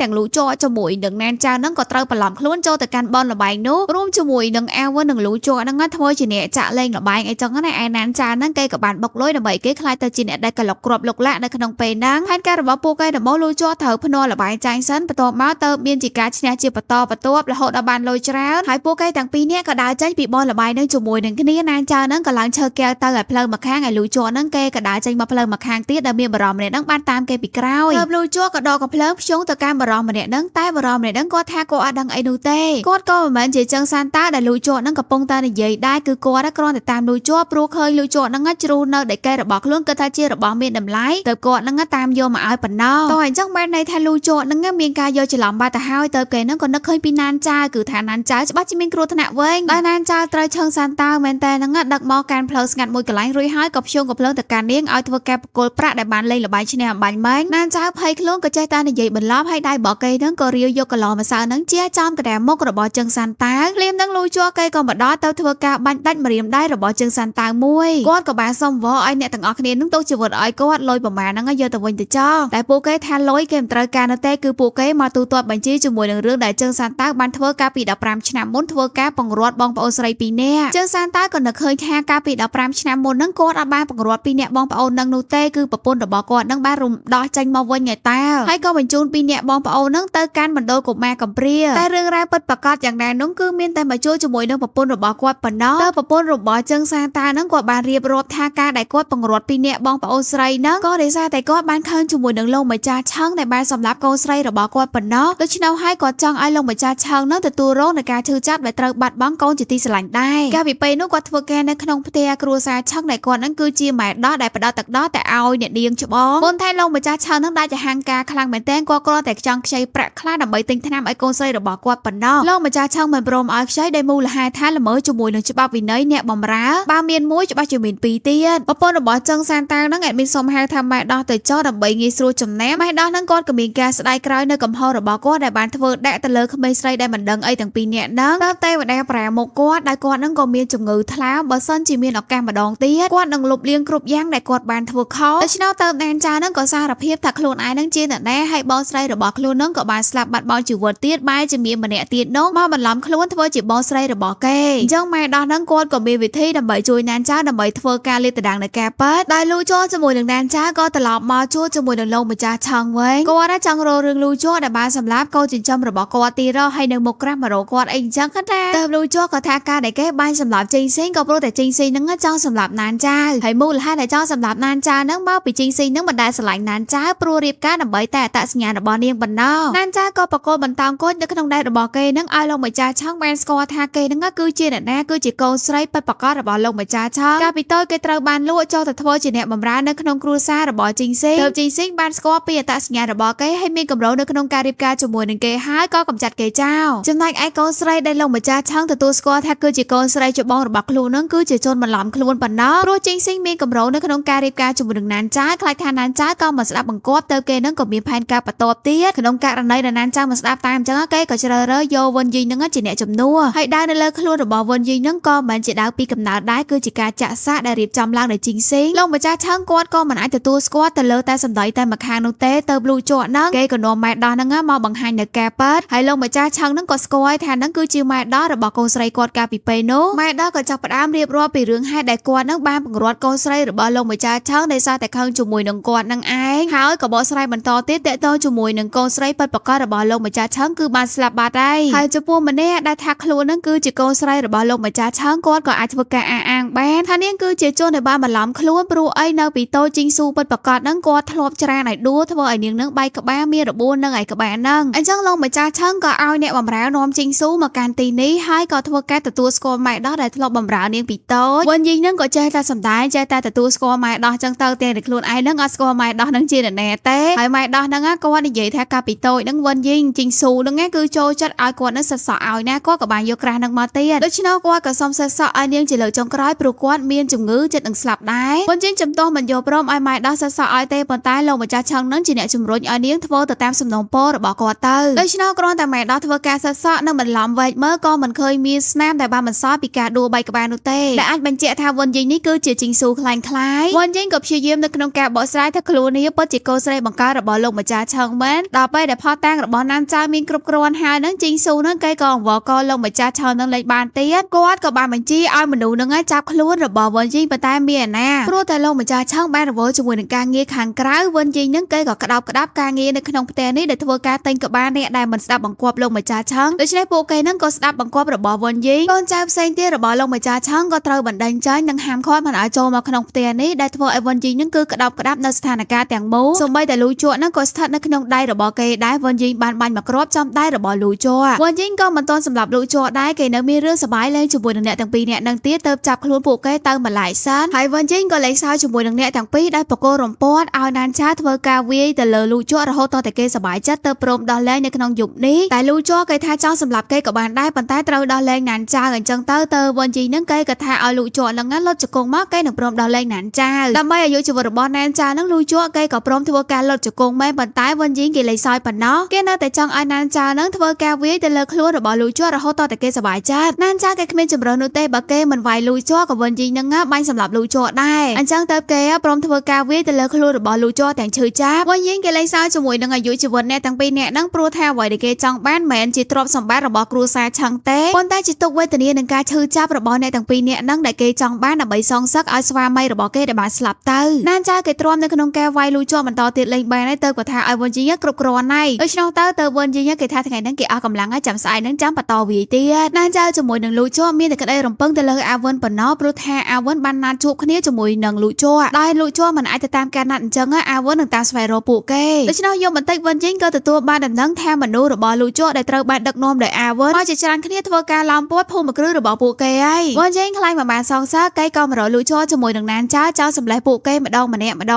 តែពេលដែលវិញជីងប្រុងនឹងបាញ់ណានចាក៏អាវិននឹងគេបានមកដល់ទៅបំបានបាញ់ហើយក៏ចាប់ណានចានឹងធ្វើជាចំណាប់ខ្មាំងដោយគម្រាមឲ្យលូជ័រៀបចំឡានមួយឲ្យគេនឹងជិះទៅជាមួយនឹងណានចាហើយណានចាត្រូវទម្លាក់ទៅកន្លែងណាក៏អាស្រ័យលើការសម្រេចចិត្តរបស់គេដែរវិញជីងគេចង់ឲ្យអ្នកទាំងពីរនាក់ហ្នឹងគឺប្រត់ប្រាស់គ្នាមានការឈឺចាប់អីអញ្ចឹងណាគេមិនខ្វល់ថាគេត្រូវស្លាប់អីទេដូច្នោះទៅលូជ័បានរៀបចំទៅតាមការស្នើសុំរបស់វិញជីងហើយណានចាហ្នឹងក៏ត្រូវចាក់ចែងទៅជាមួយនឹងវិញជីងលូជ័ក៏មិនអាចដេញតាមឡានអ្នកទាំងពីរនាក់ហ្នឹងដែរបើមិនដូច្នោះវិញជីងក៏នឹងបាញ់សម្លាប់ណានចានៅក្នុងឡានហ្នឹងហើយរឿងក៏ស្រាប់តែកាត់ទៅកន្លះខែក្រោយមកដែលលូជ័បានភ្ញាក់ពីស្លាប់ដែលមានណានចាគេក្បែរខ្លួនរបស់គេប៉ុន្តែលូជ័ហ្នឹងបែរជាចង់សម្លាប់ណានចាព្រោះគេបានបាត់បង់ការចងចាំទៅហើយគឺថាណានចាហ្នឹងគឺជាប៉ៃសងដែលជាសត្រូវនៅក្នុងគ្រួសាររបស់គេកាលពីមុននោះលូជ័ចាប់ផ្ដើមវែងវាន់ព្រោះអត់មានការចងចាំមកទៅអាវិនហ្នឹងក៏ប្រាប់ថានៅក្នុងយប់នោះលូជ័ហ្នឹងបានដឹកនាំពួកគេហ្នឹងទៅតាមស្វែងរកណានចាដែលវិនជីងបាននាំណានចាហ្នឹងទៅដល់កំពង់ផែកម្រងនៅក្នុងការបញ្ជូននាងហ្នឹងទៅលក់ខ្លួនហើយកំពង់ផែហ្នឹងគឺវាសម្បូរទៅដោយកំជ្រួចទៅណានចាហ្នឹងធ្វើការអុជកំជ្រួចឲ្យជាសញ្ញាទៅកាន់លូជ័ក៏ទៅជួយនាងតាន់ពេលវេលាធ្វើការបាញ់សម្លាប់វិនជីងហើយគ្រាប់កំភ្លើងក៏បានទៅប៉ះជាមួយនឹងរំសាវទៅធ្វើឲ្យកំជ្រួចហ្នឹងវាផ្ទុះឡើងពេញហ្នឹងលូជ័ហ្នឹងក៏យកខ្លួនហ្នឹងទៅការពារណានចាទៅធ្វើឲ្យលូជ័ហ្នឹងមានរបួសយ៉ាងធ្ងន់ធ្ងរតែទោះបីជាអាវិនហ្នឹងនិយាយរឿងហេតុដែលបានកើតឡើងហើយក៏លូជ័មិនមានការចងចាំអ្វីដែរមួយខែក្រោយមកក៏លូជ័នៅតែមានស្ថានភាពបែបនេះគេមិនទទួលស្គាល់ពីតំណែងរបស់គេជាមួយនឹងណានចានោះទេគេមានតែសុំទោសទៅកាន់នាងណានចាក៏ចង់បន្តនៅក្បែរខ្លួនរបស់លូជ័ដើម្បីឲ្យលូជ័នឹងឆាប់មានការចងចាំមកវិញប៉ុន្តែបែរជាលូជ័នឹងបានបដិសេធជាមួយនឹងនាងព្រោះដឹងហើយថាប៉ៃសងនឹងជាសត្រូវជាមួយនឹងគេមិនអាចទ្រាំមើលមុខរបស់នាងបានទេចរិតដើមរបស់លូជ័គេស្អប់ប៉ៃសងនឹងដែរអញ្ចឹងហើយគេក៏មិនបានចិត្តតូនជាមួយនឹងណានចាដែរទោះបីជាមុខរបស់ណានចាគួរឲ្យអាណិតយ៉ាងណាក៏ដោយចំណែកឯអាវិនវិញគេចង់ឲ្យម្ចាស់គេទាំងពីរនាក់ហ្នឹងត្រូវរើគ្នាវិញណាប៉ុន្តែបែរជាលូជ័នឹងនៅតែចិត្តដាច់ហើយក៏បបួលគ្នាហ្នឹងត្រឡប់ទៅកាន់ក្រុងជាងវិញដើម្បីដោះស្រាយបញ្ហាមរតកនៅក្នុងគ្រួសារជាងរបស់គេនោះអាវិនហ្នឹងក៏បញ្ចុះទៀតបើសិនជាលូជ័ហ្នឹងត្រឡប់ទៅកាន់ក្រុងនោះវិញគឺច្បាស់ជាមិនបានចូលជាមួយនឹងណានចាទៀតហើយទុកនាងចោលបែបនេះដល់ពេលដែលលូជ័នឹងមានការចងចាំមកវិញដែរក៏ពិបាកនៅក្នុងការតាមលួងនាងត្រឡប់មកវិញដូចគ្នាលូជ័គេអាចខ្វល់តែការដែលមិនឃើញមុខរបស់ណានចាធ្វើឲ្យខួរក្បាលរបស់គេនឹងវាស្ងប់បន្តិចដែរដល់ពេលដែលគេរៀបទៅជាមួយនឹងអាវិនណានចាហ្នឹងក៏តាមមកពីក្រោយដោយបបួលលូជ័ហ្នឹងទៅក្រុងជាងជាមួយនឹងគ្នាព្រោះណានចាឥឡូវគឺគេទទួលមកដល់ពីគ្រួសារឆិនរបស់គេហើយការពីមុននៅក្រោមឈ្មោះការដឹកនាំរបស់ជីស៊ីងហ្នឹងជីស៊ីងបានធ្វើការជួញដូរមនុស្សជាច្រើនដែលធ្វើឲ្យខូចខាតដល់គេឈ្មោះគ្រួសាររបស់គេក៏ចង់ទៅដោះស្រាយបញ្ហានោះជាមួយនឹងលូជ័និងឯក្រុងជាងជាមួយនឹងគ្នាដូច្នោះលូជ័ក៏យកព្រមជាមួយនៅសំណើរបស់ណានចាទោះបីជាលូជ័រៀងបង្ងើយកន្តើយបន្តិចតែណានចាគេក៏រីករាយដែលអាចនៅក្បែរខ្លួនរបស់លូជ័ទៀតបានមួយរយៈធំក្រោយមកពួកគេនឹងក៏បន្តការងារជាច្រើនជាមួយនឹងគ្នាដោយណានចានឹងចាប់ផ្ដើមបើកអាជីវកម្មដឹកជញ្ជូនទំនិញរបស់ខ្លួនដោយសារតែគ្រួសាររបស់គេនឹងមានកប៉ាល់យ៉ាងច្រើននៅក្នុងការដឹកជញ្ជូនទំនិញប៉ុន្តែណានចាក៏ចាំបាច់ត្រូវការមនុស្សមកពីក្រុមឈិនឡុងរបស់លូជ័នឹងមកជួយការពារការដឹកជញ្ជូនទំនិញរបស់ពួកគេពីក្រុមចៅសមុទ្រផងដែរដោយសារតែការប្រស័យតាក់ទងការងារជាមួយនឹងគ្នាច្រើនពេកទៅធ្វើឲ្យលូជ័នឹងចាប់ផ្ដើមមានមនោចេតនាជាមួយនឹងណានចាដោយមិនដឹងខ្លួនប៉ុន្តែគេមិនទទួលស្គាល់ការពិតនឹងទេមានតែច្រឡំដៃតែងផ្កាកលាប់មួយបាច់នឹងបំរុងថានឹងបកគោលឲ្យណានចាដល់ពេលអាវិនចំអន់ពេកទៅគេក៏មិនទទួលស្គាល់ការពិតថាគេមិនបានតែងឲ្យនាងទេដល់ពេលថ្ងៃបន្ទាប់មកពួកគេក៏ត្រូវធ្វើការចុះកុងត្រាការងារជាមួយនឹងគ្នាណានចានឹងក៏ណាត់មកកន្លែងចាស់របស់ពួកគេហើយបន្ទាប់ពីការចុះកុងត្រានឹងហើយណានចាគេក៏នឹងត្រឡប់ទៅក្រុងណានវិញមិនដឹង ថាថ្ងៃណាបានជួបមុខជាមួយនឹងលូចកទៀតដែរតើសុំលូចកឲ្យនៅកំដរគេអាយុបន្តិចក្នុងនាមជាដៃគូរស់ស៊ីជាមួយនឹងគ្នាណានចាចង់បញ្ជាក់ឲ្យលូចកនឹងមានការចងចាំមកវិញដោយធ្វើនៅទង្វើដែលលូចកនឹងធ្លាប់ធ្វើជាមួយនឹងគេដែរព្រោះតែលូចកនឹងបានខឹងស្អប់ជាមួយនឹងគេនឹងគឺជាមនុស្សដែលគួរឲ្យរំខាននៅក្នុងកែវភ្នែករបស់លូចកទៅហើយគេក៏ទម្លាក់ខ្លួនបើសិនជាលូចកអត់ចាប់ដៃរបស់គេទេគេនឹងស្លាប់ចឹងទៅតែលូចកនឹងក៏ចាប់ដៃរបស់ណានចៅស្ដីបន្ទោឲ្យណានចៅទៅធ្វើឲ្យណានចៅនឹងយំសម្រក់ទឹកភ្នែកតែម្ដងទោះបីជាគេព្យាយាមធ្វើយ៉ាងណាក៏លូចកគ្មានការចងចាំមកវិញដែរហេតុអីក៏លូចកនឹងភ្លេចរូបគេអីចឹងទៅដល់ពេលយំចុះយំឡើងលូចកនឹងក៏ថាឈប់យំទៅបើនាងនៅតែបន្តយំទៀតគេនឹងលងស្រឡាញ់លើនាងម្ដងទៀតហើយនិយាយហើយណានចៅក៏យំដដែលព្រោះថាលូចកមានការចងចាំហងប៉ុន្តែលូចកនឹងគេបើចិត្តទទួលយកណានចៅហើយដោយណានចៅថាបើសិនជាពួកគេចំណាយពេលវេលានៅជាមួយនឹងគ្នាយូរតើលូចកនឹងមានការចងចាំអញ្ចឹងលូចកគេនឹងអូខេជាមួយនឹងរឿងហ្នឹងលោកនៅថ្ងៃបន្ទាប់គឺជាថ្ងៃអបអរនៅក្នុងការសហការរស់ស៊ីជាមួយនឹងគ្នាគឺពួកគេនឹងមានជាការថតរូបជុំគ្នាអីចឹងណាដល់ពេលដែលលូចកបបួលកូនចៅរបស់គេមកជុំគ្នាអស់ហើយស្រាប់តែលូចកនឹងបានដកស្បែកសនឹងយកទៅពាក់លើសក់របស់ណានចៅហើយក៏ថតរូបជុំគ្នាមើលទៅមិនមែនជុំការងារជាមួយនឹងគ្នាទេគឺបែបរៀបការជាមួយនឹងគ្នាតែម្ដងណានចៅគេលង្គាតែមនុស្សស្មានថាលូចកមានការចងចាំមកវិញនោះទេប៉ុន្តែការចងចាំនោះវាគ្រាន់តែជាមួយផ្នែកតូចប៉ុណ្ណោះយ៉ាងណាក៏ដោយក៏លូចកនៅតែមានស្នេហាជាមួយនឹងណានចៅអញ្ចឹងឯងហើយចំពោះរឿងយើងវិញក៏បានចប់ដោយបរិបូរដូចគ្នាអញ្ចឹងហើយចាំជួបគ្នាជាមួយ admin ម្ដងទៀតនៅក្នុងរឿងក្រោយទាំងអស់គ្នាអរគុណច្រើនជម្រាបលាបាយបាយ